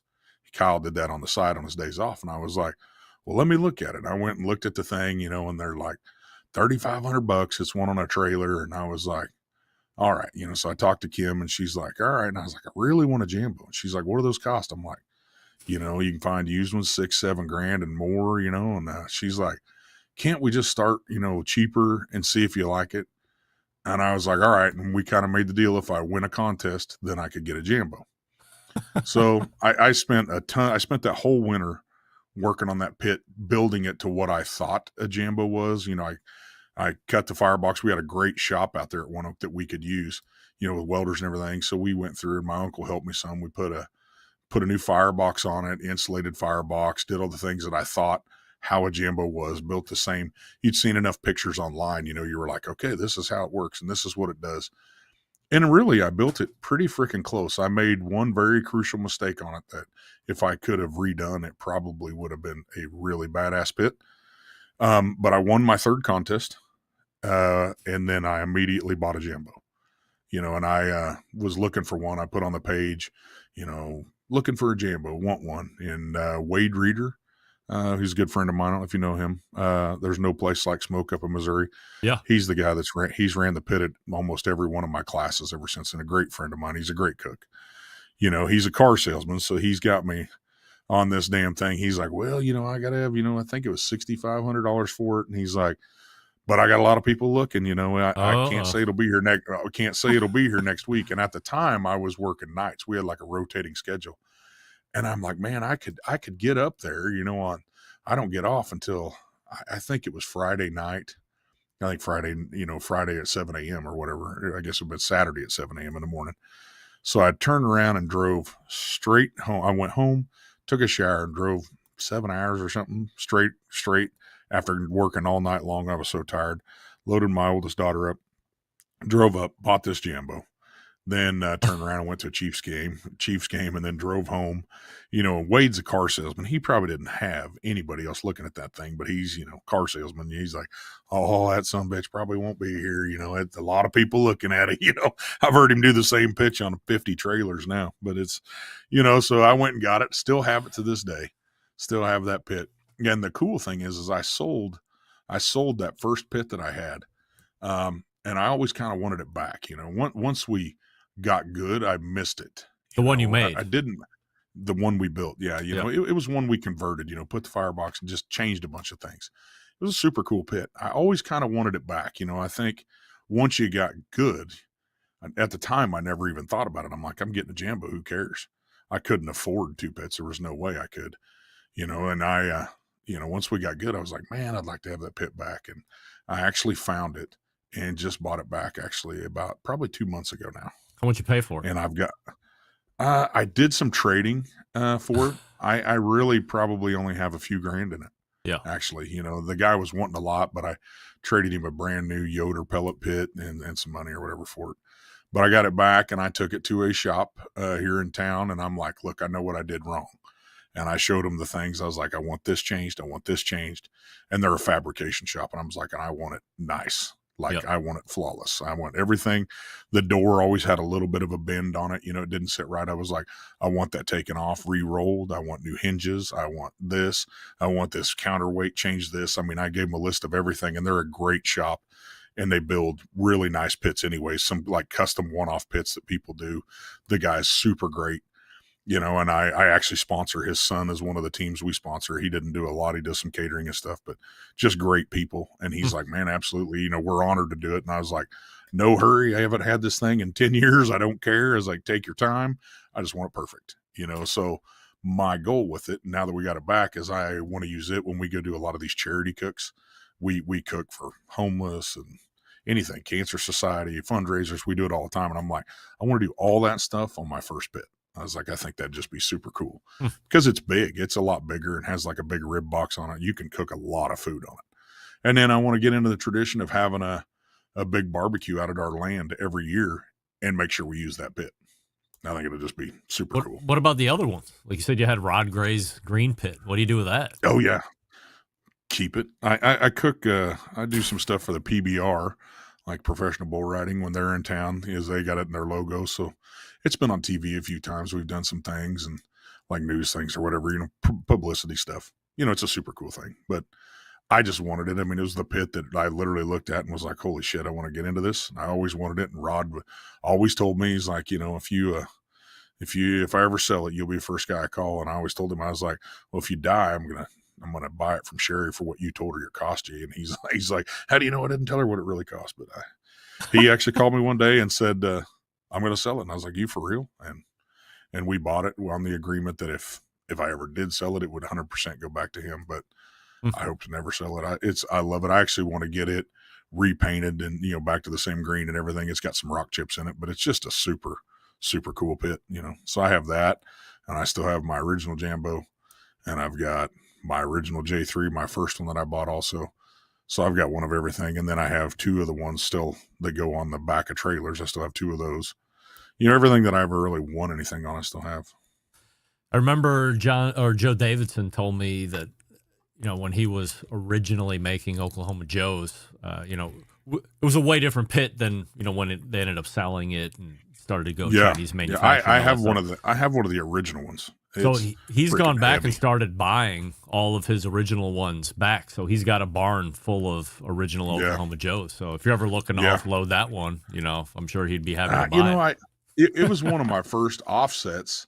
While I got it, while I was learning, while we were building that big one, I started kind of like cooking on it. We were taking it to work and cooking like pork loins on it, things that not competition. We were just cooking stuff on it, and eating it every day out there. We're just cooking on it a lot.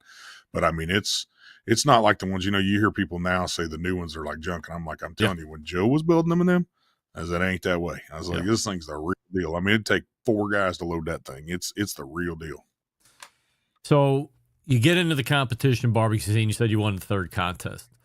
Yeah. When do you know? Super cool. When do you know you're becoming good? Like I would imagine you get in, you do enough contests, maybe you're gonna knock one down if you're decent. Let's call it the blind squirrel kind of a thing. But when do you know you're getting good? I didn't really understand a lot about barbecue, how it was. I remember my first contest that we won was Lamar, Colorado, which is where my grandpa and grandma were originally from, my great grandma and grandpa, and then my mom was born out there. That was the first contest I won, but Johnny Trigg was at it. There was a lot of really good teams at it, but at the time, again, watching Pitmasters, Johnny Trigg was the man, and I remember thinking, no matter what, I'm going to turn in on every table with this guy. Knowing how barbecue is, I have no clue if my food went on the table. I ran up there every time, like we waited, and then we'd see it, and we're like, oh, Johnny's going, and we'd take our food up there, because I wanted to be on there with the best, and at the time, I mean, Johnny was a legend, still is, great guy, love him to death, and I was just like, that's who I want to be on there with. And we won that contest, and I can remember we got a call on pretty much everything. And I remember him going, well, who the hell is that? Who the hell is Clark Crew Barbecue? And I was like, that's me. And I mean, that's me, and then I won that thing, and he goes, I can't believe you won this damn thing. And he said, this is your 3rd time? I said, yep, it is. And he says, man, he goes, if you can do that again, he goes, you might be a somebody, and I was thinking, all right, and I mean, I consistently got better, I mean, my next contest was a little better and a little better. I mean, I was just learning the things. Were you doing classes? And I mean, no, hell, I mean, I didn't know anything about it then. I had took Rod Gray's class, before, but I didn't know. When I took that, I didn't even own a smoker, I mean, and I really didn't know what to go in there for. I mean, I wish I could have took it again as you cooked and knew more, but hell, you didn't. It was so overwhelming. Rod gave so much information. I was sitting there like, holy shit, you were just, I was writing everything down. And what was unique that I was probably the only guy in there. I mean, I was writing things down like, he tears 6 paper tails off, places them in the right-hand corner of that with his knife. He uses that knife to cut these with. I was writing all the steps down of like, shit, that makes sense why he did that. I mean, it makes sense. As I got good, Rod allowed me to go back and run his pit at his classes. And I probably did that. I mean, I bet 15 times or more, probably. I mean, a bunch of times. And it got to be where I didn't like doing it anymore because we were really good at the time. The first year I was running for team of the year, I was still running Rod's pit at his class. We were number 1 team in the world, and I was still doing it. And it was just a respect thing because I respected him so much, because I truly don't think of it as for Rod taking the time to talk to me. I don't know if I'd ever got into this, and I mean, and I love Sherry to death. I mean, hell, they got one of our bulldogs. I mean, it was just, it was just a connection there, so we did that, and it got disrespectful when people in the class were, well, what do you do, Travis? What do you do, Travis? And I mean, to me, it never bothered Rod, I don't think. But I mean, to me, I just felt like it was disrespectful, and I mean, I was just like, I don't want to be a sideshow with this thing, and I mean, it's about him, he's earned that, so I was like, well, and Rod's like, you just need to do your own. And I'm like, oh, hell with that. I mean, I've worked too hard to do my things. And I mean, because I was like, I do a lot of what Rod does, but I do a lot of weird shit, and back then I think I was one of the first guys doing chicken the way I was doing it, I mean, because a lot of good cooks, I let them try it and they're like, what the fuck is that? I mean, so I know my shit was different, but then it got to be when I wanted to start cooking a lot, we won that 3rd contest, then that qualified me to cook the Royal. That was my 10th contest, and we got a good chicken call, 3rd or 4th, something like that.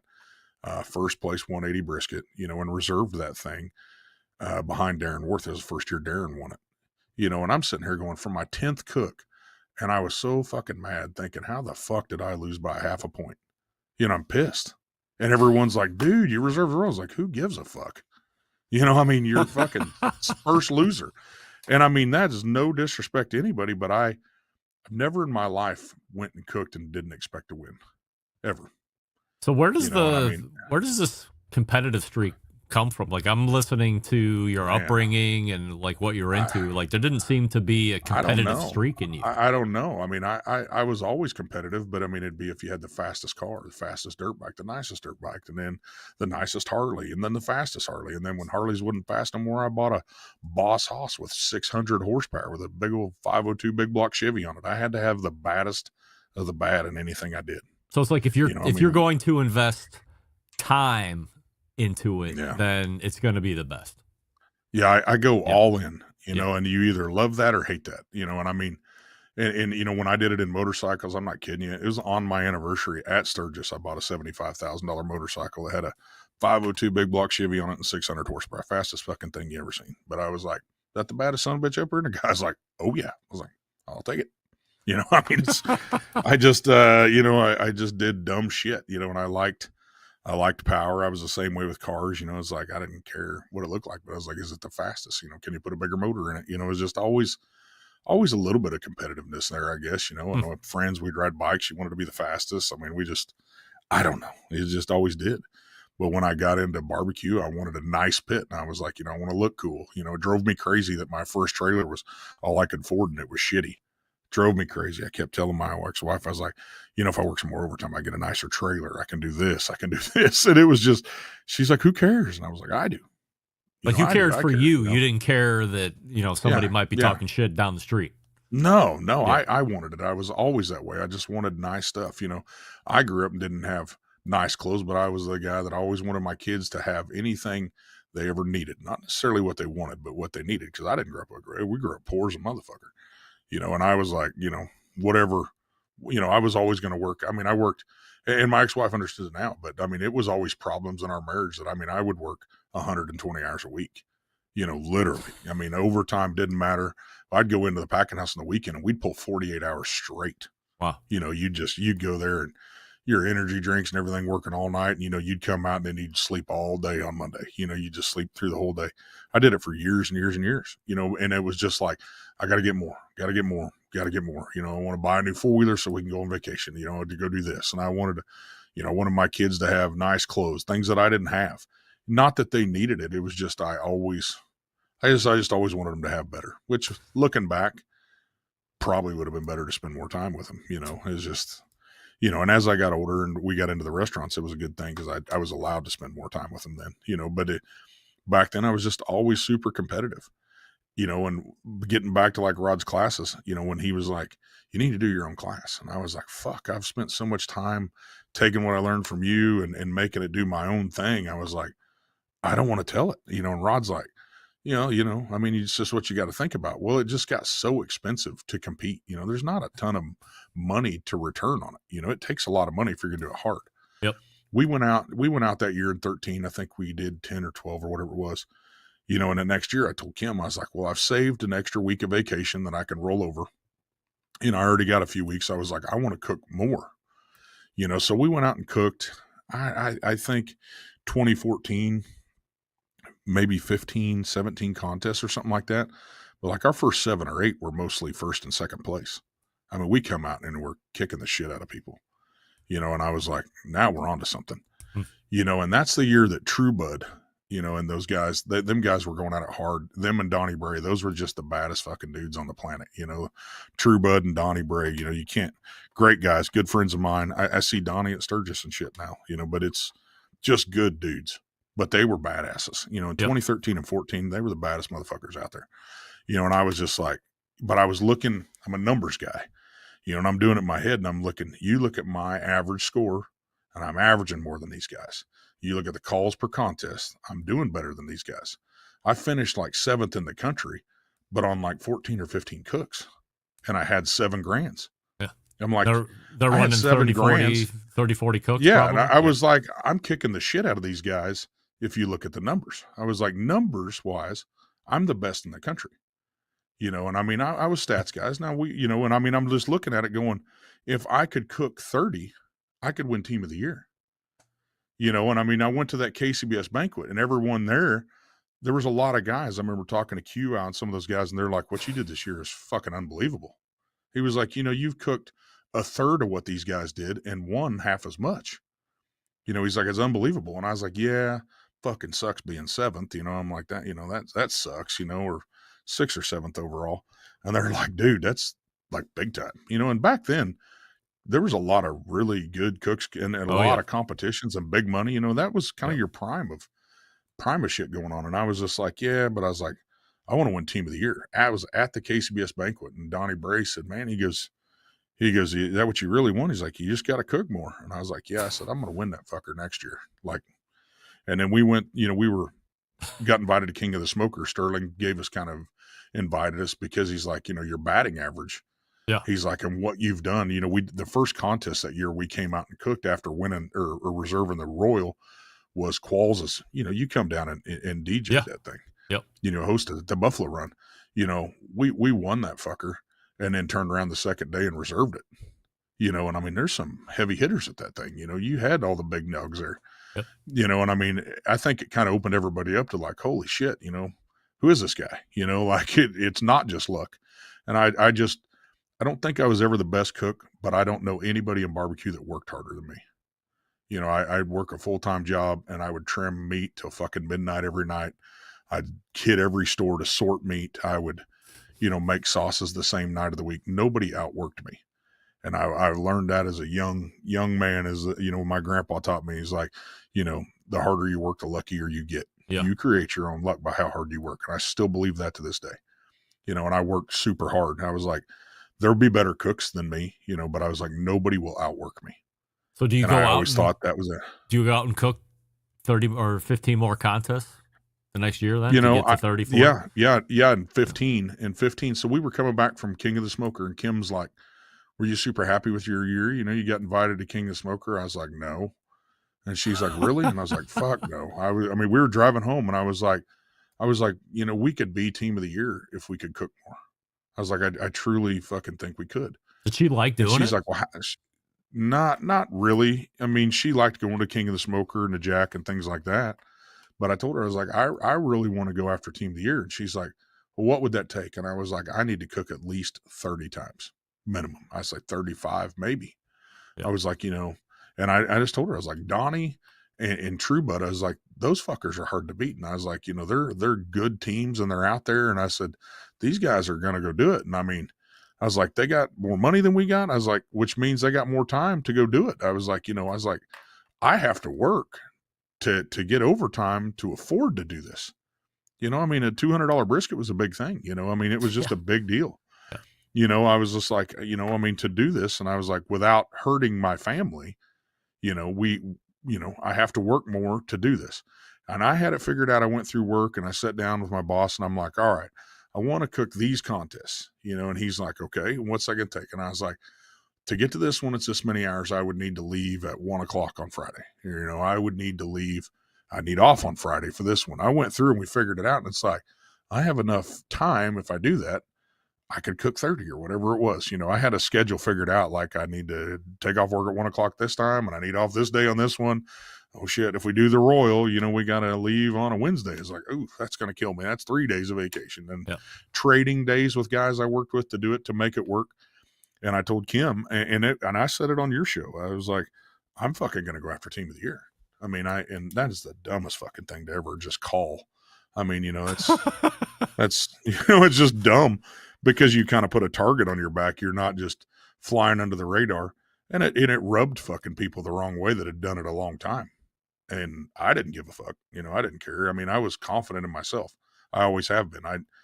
No disrespect to anybody, but I felt like if I did it my way and I worked hard, there's no reason I wouldn't. If you looked at the numbers, statistically, I'm the greatest cook of all time. Statistically, people have more wins, but they cook twice as much. Yeah. Numbers to me was all that mattered. It's like, I don't want to cook 500 fucking contests if I could do it in 200.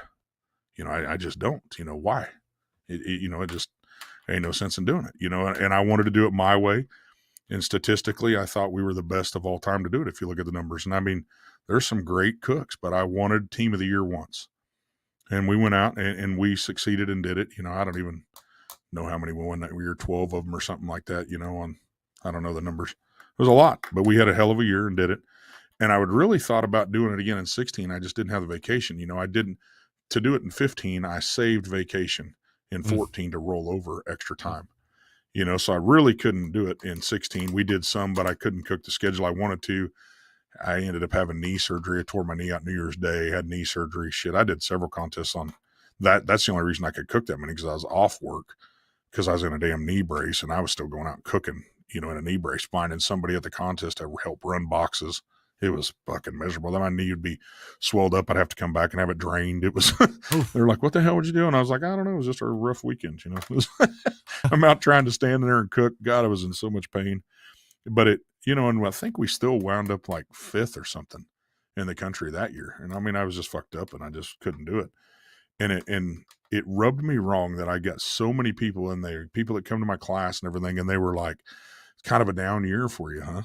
And I was like, what do you mean? They're like, and they're like, well, go from number 1 down to this. And I think 4th, 5th, I don't know. And I was like, well, fuck, I had knee surgery. I mean, ACL, MCL, meniscus, I did it all. And I mean, I was just like, I didn't have the vacation time. So then I saved up that vacation and I told Kim, she was the only one I told. I didn't tell everybody that. And I said, I'm going to go out next year. I said, I'll win more fucking contests than anybody has. I said, I'm only going to cook max points because my first year I cooked it about screwed me. I didn't understand that shit. And I'm looking going, I got 3 more wins and quals. How the fuck is he right there with me on points? I didn't understand the shit.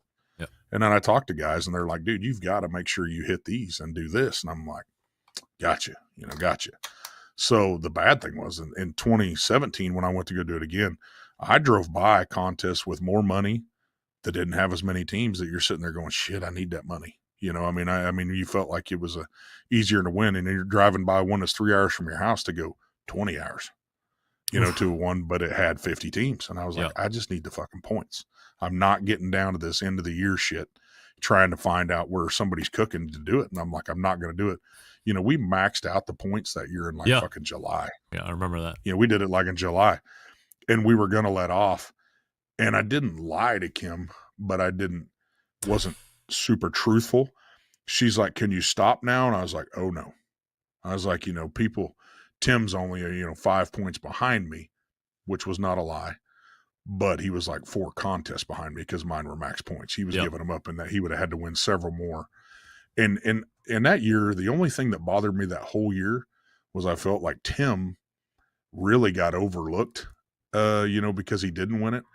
And truthfully, that was probably one of the best years of barbecue anybody's had. He finished 1 point behind me, but we had like 3 more max point GCs just in reserve, for tiebreakers too. But I mean, that dude cooked a fucking hell of a year. We went down head to head. I won one day, he won the next day. I mean, he's a stud. He's one of the best cooks of all time. And I felt like he didn't get enough credit for that. It's like any other year, Tim is the man in that. That's not how not how it works. I mean, there's every year in every sport, somebody was so great or somebody gets overlooked. But the fact of the matter is, you were just the elite of the class. Yeah, I mean, and I went after it super hard that year. I mean, I Kim was the only one I told. I told her, I said, I will max it out. That never been done. And I had put down, and I told her, I was like, I'll tell you what I'll do. And I wrote it down, and I told her, I said, I'll tell you when you look at it. And I called her, and I was like, go ahead and open it up and looked at it. And I put on there, I said, I will max this motherfucker out. And I mean, that was my goal for the year. I told nobody. I didn't sit there and say, oh, this is my goal. I did that shit in 15 because I was young, and I was like, Jesus, way to put a target on your back. So I didn't do that. And I didn't tell anybody, but I told her, I was like, I will max this thing out. I was like, I will not get down to trying to get an extra point here and there. And we went at it super hard that year, and it was a great win. And after that, I just felt like I didn't care to even do barbecue anymore. But once I did that, I truly felt like I was done then. And it was a great year because that same year we won the Royal, and winning the Royal is probably the biggest moment in my life because of what it changed for us. And that is not because winning the Royal, they don't promote you like the Jack does or things like that. But that year was just, the ideal time to win the Royal, I guess. My friend and Jeff Staney, Joe's KC, Slaughterhouse 5, Jeff got elected. So we were sitting up front, with that, because Jeff was my first sponsor, really, my first major sponsor. Yeah. And so we were sitting there, me and Rod and everybody, and I was so confident in that. And there's a video of it that I sound like a fucking asshole. But I mean, Rod looks back and, because everybody thought so-and-so won, and they called this guy third, and so-and-so, and they called him second. Everyone's like, who the fuck won this? I had 180 chicken call. That's what we had. And I looked up and I said, I won this motherfucker. And I mean, I'm about to stand up, and I mean, I'm that confident I won this thing. And there's a video behind me, and the guy shared it, and I was like, please do not post that video. I sound like an asshole. And I mean, we were just joking between us. And I was like, I won this motherfucker, and you could hear it plain as day on that deal. And like 10 seconds later, they called her name, and I'm like, oh shit, we really did, but I'm sitting there going, I cooked my ass off today. I was like, how do I get one call, and winning that thing, I was still so mad that day that I took second in chicken with a 180 because I lost the tiebreaker. Yeah. That is all. I'm on stage going, how the fuck did we not get a wood trophy, for second place? We had a 180 chicken. I'm still mad about it, but I mean, you won the Royal, you should be happy, and I'm not. But at that moment, Dave Anderson got elected at the same time. And what's crazy is there's another video of us walking to the stage, and I bump into my partner now. I've never met him. My partner in business now. I mean, he was there because of Famous Dave's. We walk right by each other, and he's like, congratulations. We went right by each other.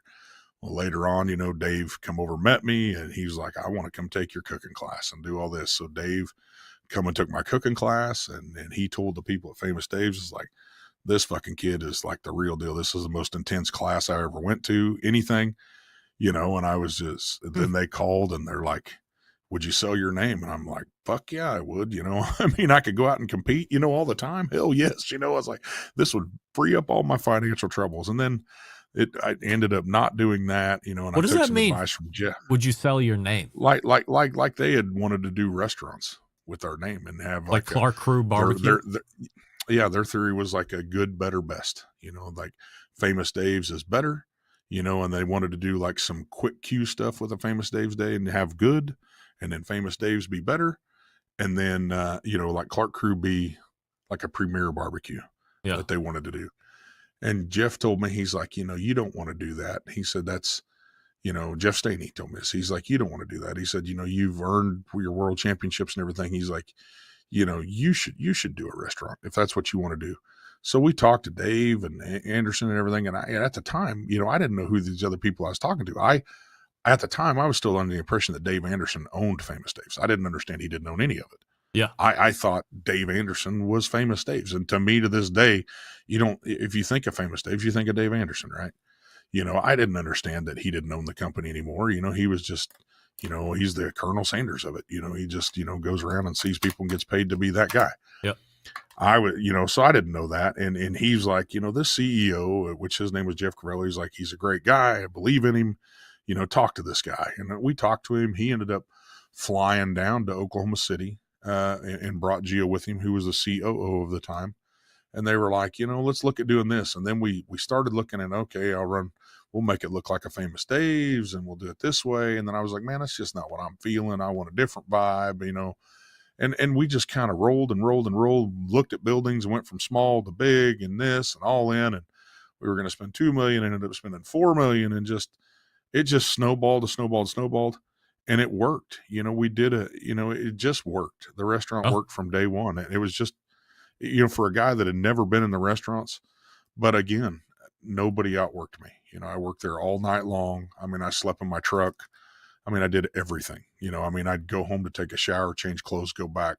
I don't know how many nights I spent, trying to catch an hour nap in the booth out front. I did it. I just worked so hard, at it because I didn't want to fail.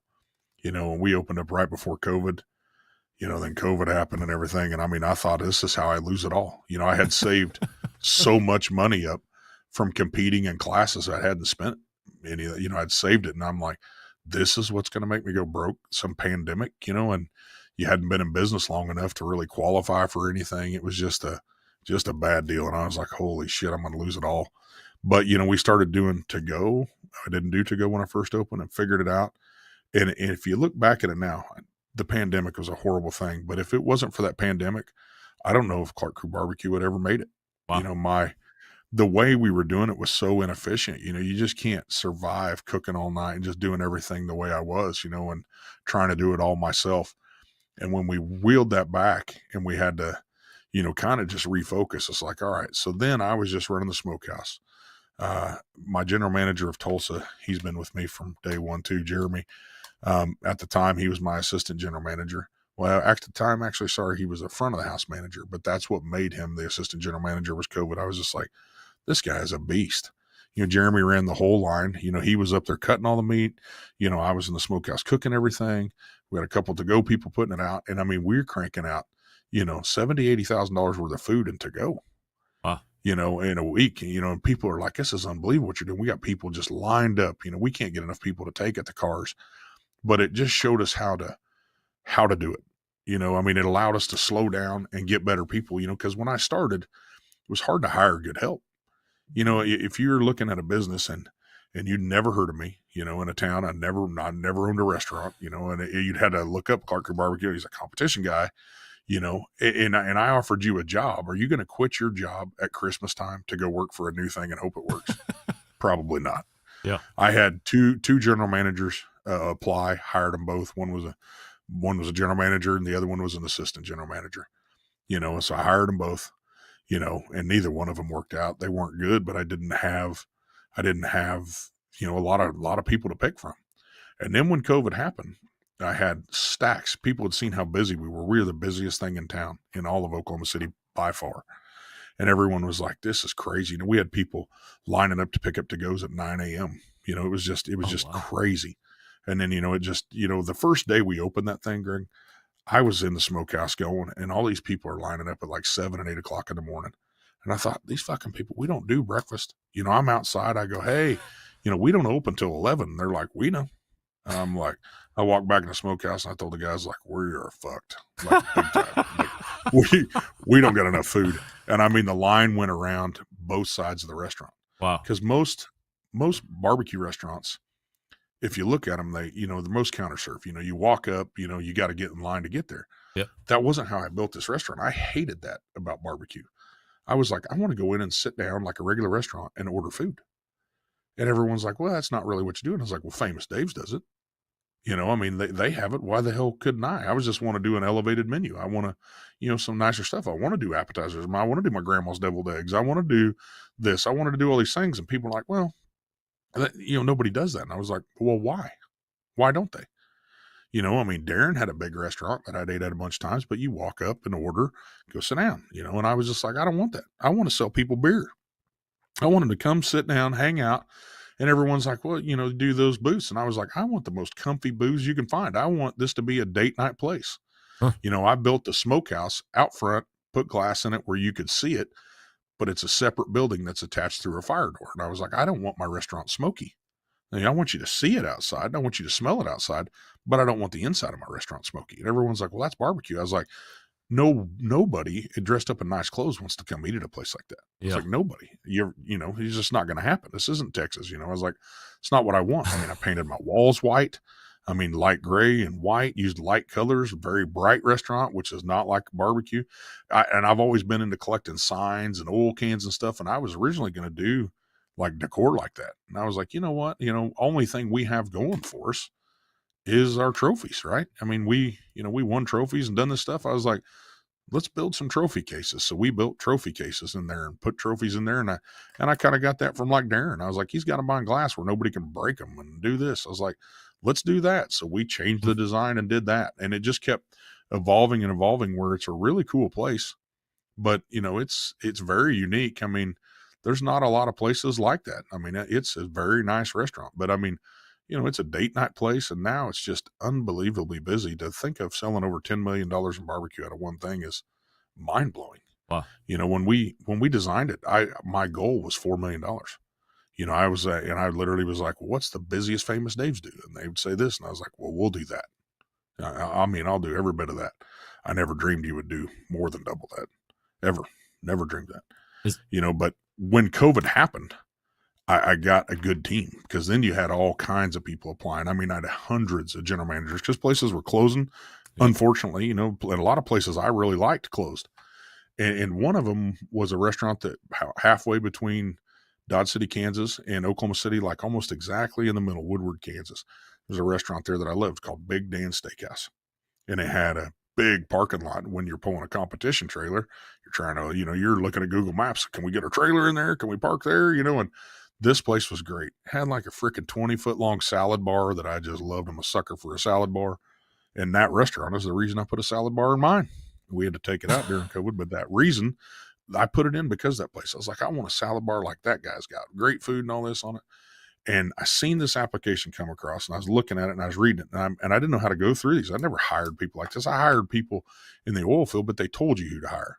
You're like, you know, screen these 3 people. You know, you had somebody screen them and do it. Well, I'm going through 100 of them. And I'm like, all right, I laid them out on 2 tables. I'm like, places I've heard of, places I haven't heard of, places I like, you know, and I mean, I'm just narrowing them down, and I go through there, and like the third one I flipped through is Big Dan's Steakhouse. And I was like, is that place in Woodward? I'm looking at it, and I was like, yeah, Dan Parsons. I'm, you know, looking it up on Facebook, and I was like, shit, I think this is the guy that owns that thing.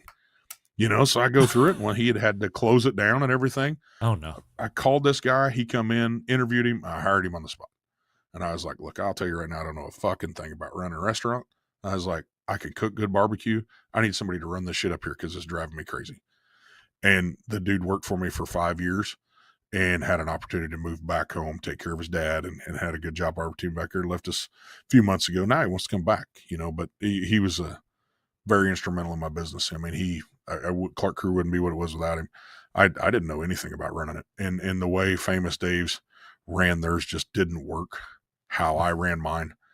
So unfortunately, we had to part ways. I ended up buying back from them. I'm just like, look, this just isn't working. I mean, they were in the process of selling Famous Dave's again to a great big company that bought it all. And I was like, I don't want to be a part of that. You know, I don't want some company telling me I can't wear camo shorts every day. Or I was like, I'm not doing that. I was like, I do what I want, you know, and nobody's going to tell me different, you know, and then my partner, Gio, he reached out to me. He's like, well, what if we buy that? And he goes, we lump this all together and you own part of all these sports bars too.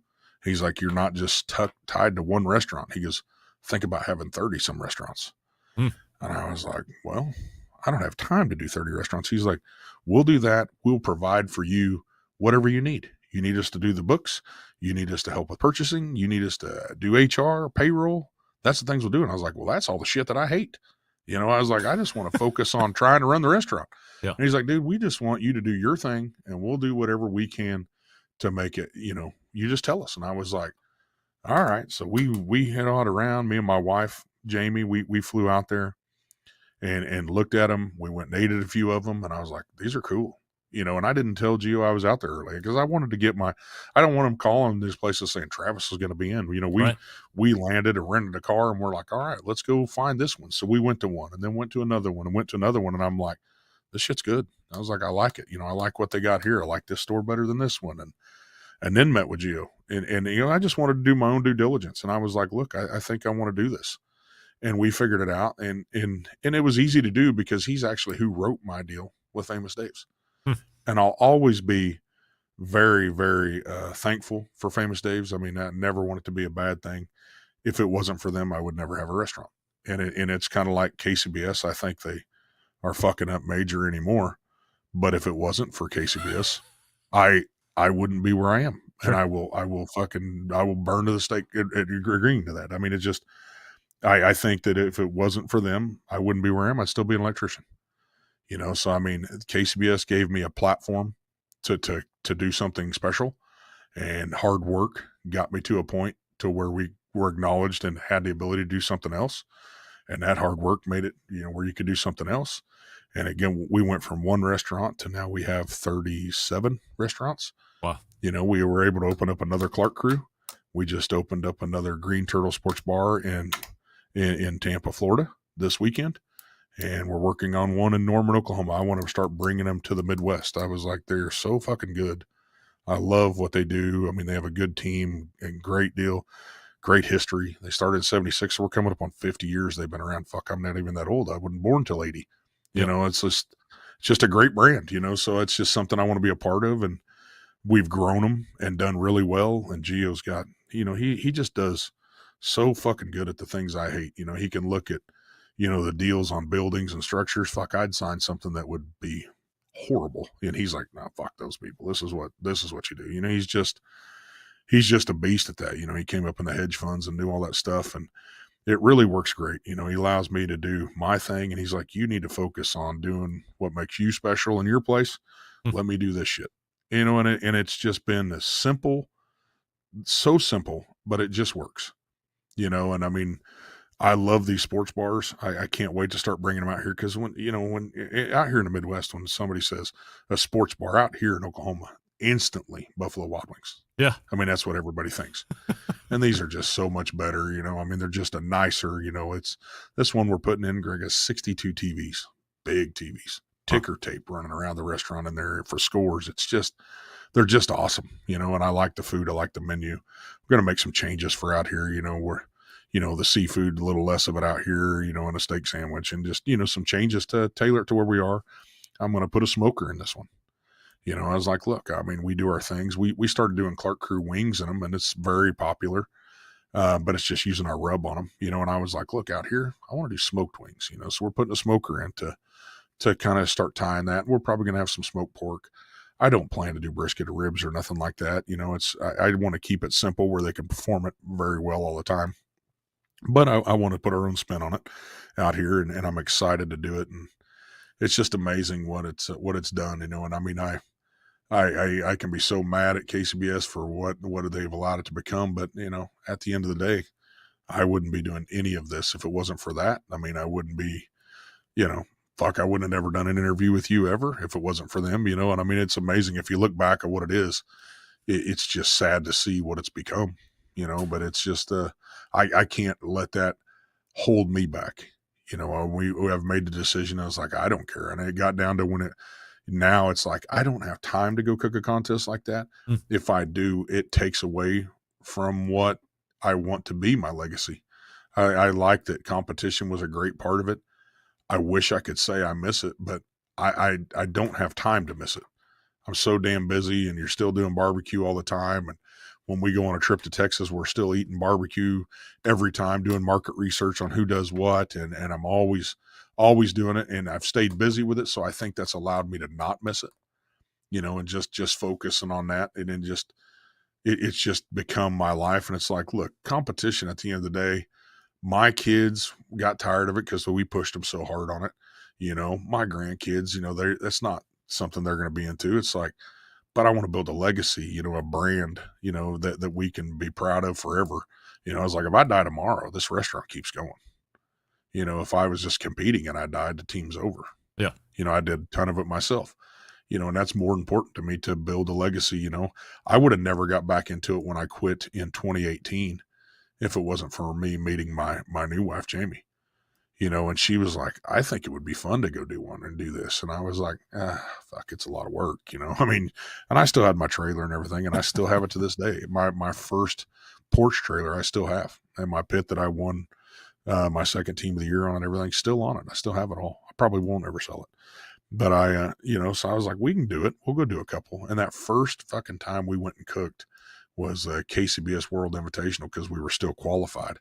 We went and cooked that thing, and, you know, and we win brisket and we win pork and we reserve it and we do all this shit at it. And she's like, so these are world championships? I was like, yeah, you got 2 of them, a pork and brisket this weekend. She's like, well, this ain't hard. I'm like, look, we hadn't cooked in 18 months. I promise you, this is not how this shit goes. I was like, this is way fucking harder than what we just, you know, it takes so much luck.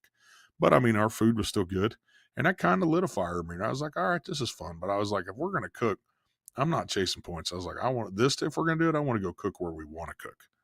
You know, and we went and, you know, did contests I'd never done. We took 2 weeks and went up into Wyoming and cooked, and then went over and cooked in South Dakota. And it sounds very Darren Worthy of you. Yeah. I mean, we started doing things. I was like, I want to go cook where we wanted to cook.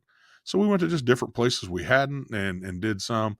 Still did the ones that I love, like my hometown contest and those. But it was just, I had so much more fun then because you enjoyed it. But I wasn't on my, when I competed before, I wasn't fun. You know, people would be like, you want to go to dinner? I'd be like, I can't. I have to inject pork at that time. Well, fuck, I'd go to, when we started doing it again, I'd go cook, you know. And I mean, there'd be people like, you want to go to dinner? I'm like, sure. Well, then I'm injected at midnight, but I didn't care like I used to. It just didn't mean that much to me. I mean, my restaurant, you know, I'd be in there making sure my order was right. You know, when I should be trimming chicken, I'd be like, I got to get the order and make sure this is right. That was what was my priority, and I knew it and I could feel it. And we still did really good and won a bunch of contests together. I think me and her won 18 or 20 of them over the next couple of years or whatever it was, or a few years that we did it. We did really good, you know, but just, we're never going to be running in the points, you know, like that. And that bothered me. I told her, I was like, I don't like cooking 10 or 12, even though if you win 3 or 4, I was like, you know, you could win one every 3 or 4 contests you cook. That's still great. But I was like, great. It doesn't mean anything. I was like, it doesn't mean anything. You're still ranked fucking 30th if you only win 4, you know, even though you only cooked, you know, 12. I was like, I don't give a shit. I mean, it was kind of one of those, I told her, I was like, you can't do it for fun. Do it. No, I couldn't.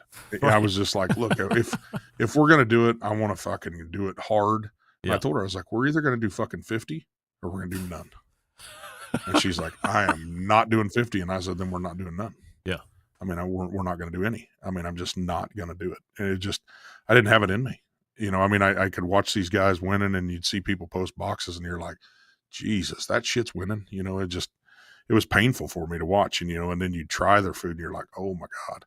And it was amazing how fast it started changing, you know, how people are saucing brisket, which just pained me to do.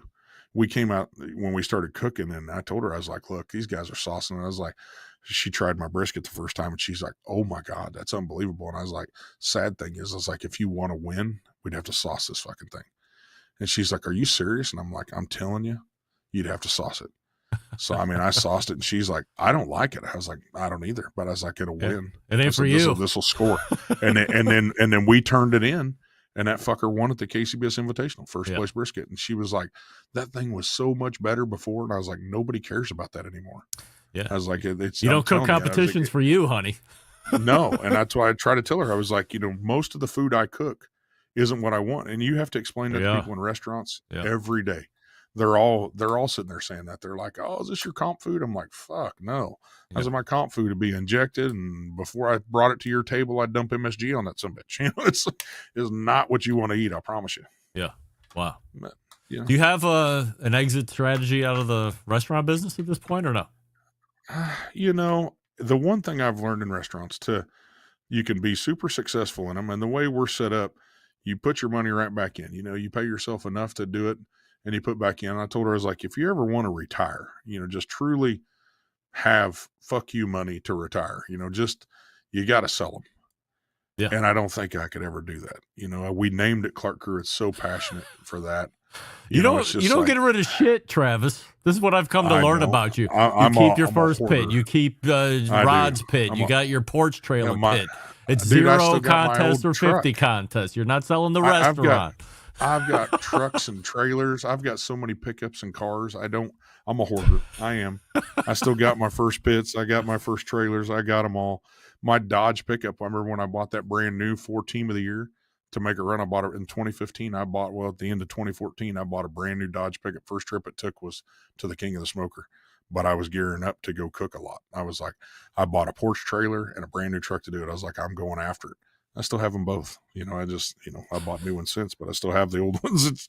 I don't know. I'm bad about it. But, I at some point, we do want to take our sports bars and either sell them or go public with them or something. And that will be our retirement plan.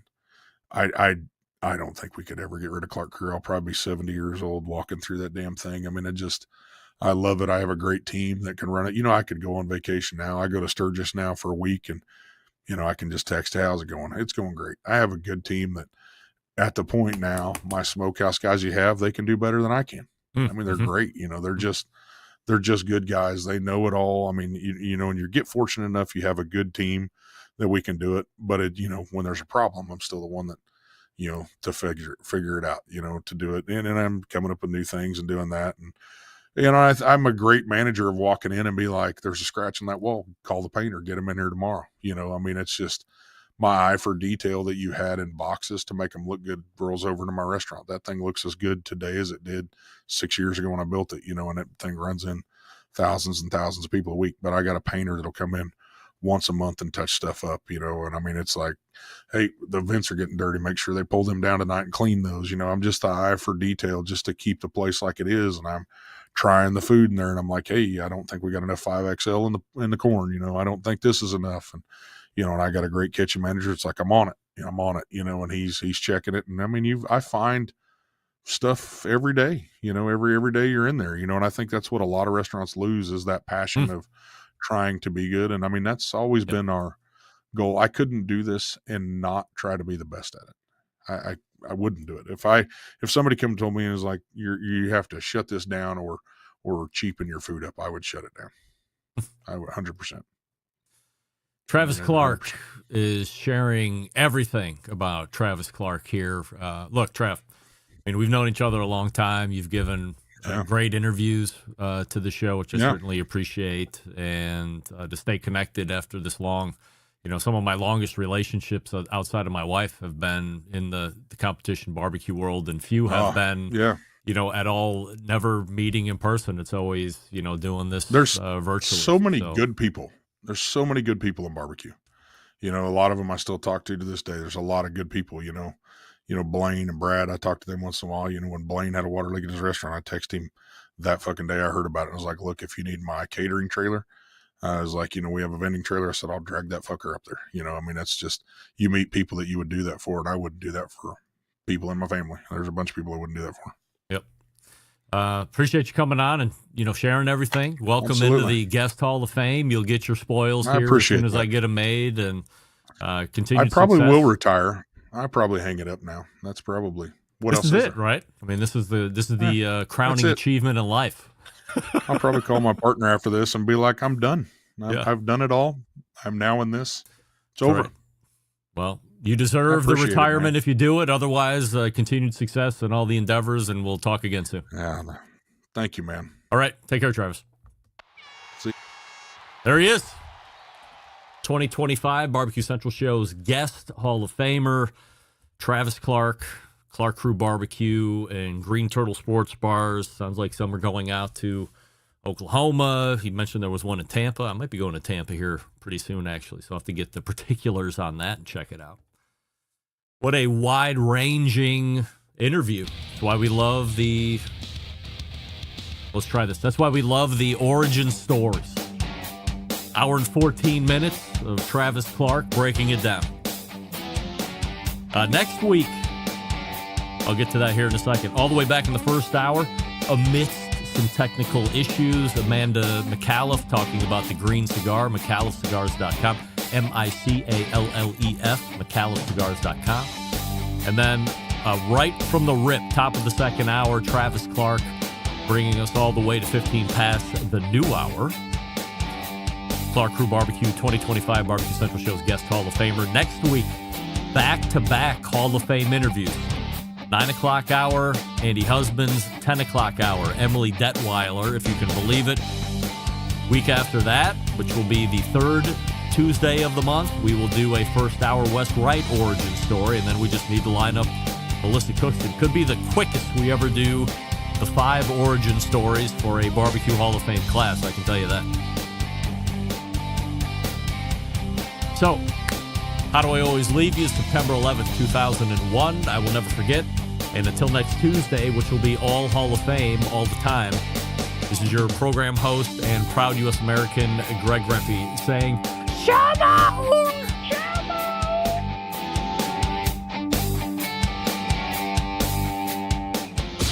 Hi, this is Austin Parsons, Pitmaster with Smoky Mountain Q in Nashville, Tennessee, and you are listening to the Barbecue Central Show.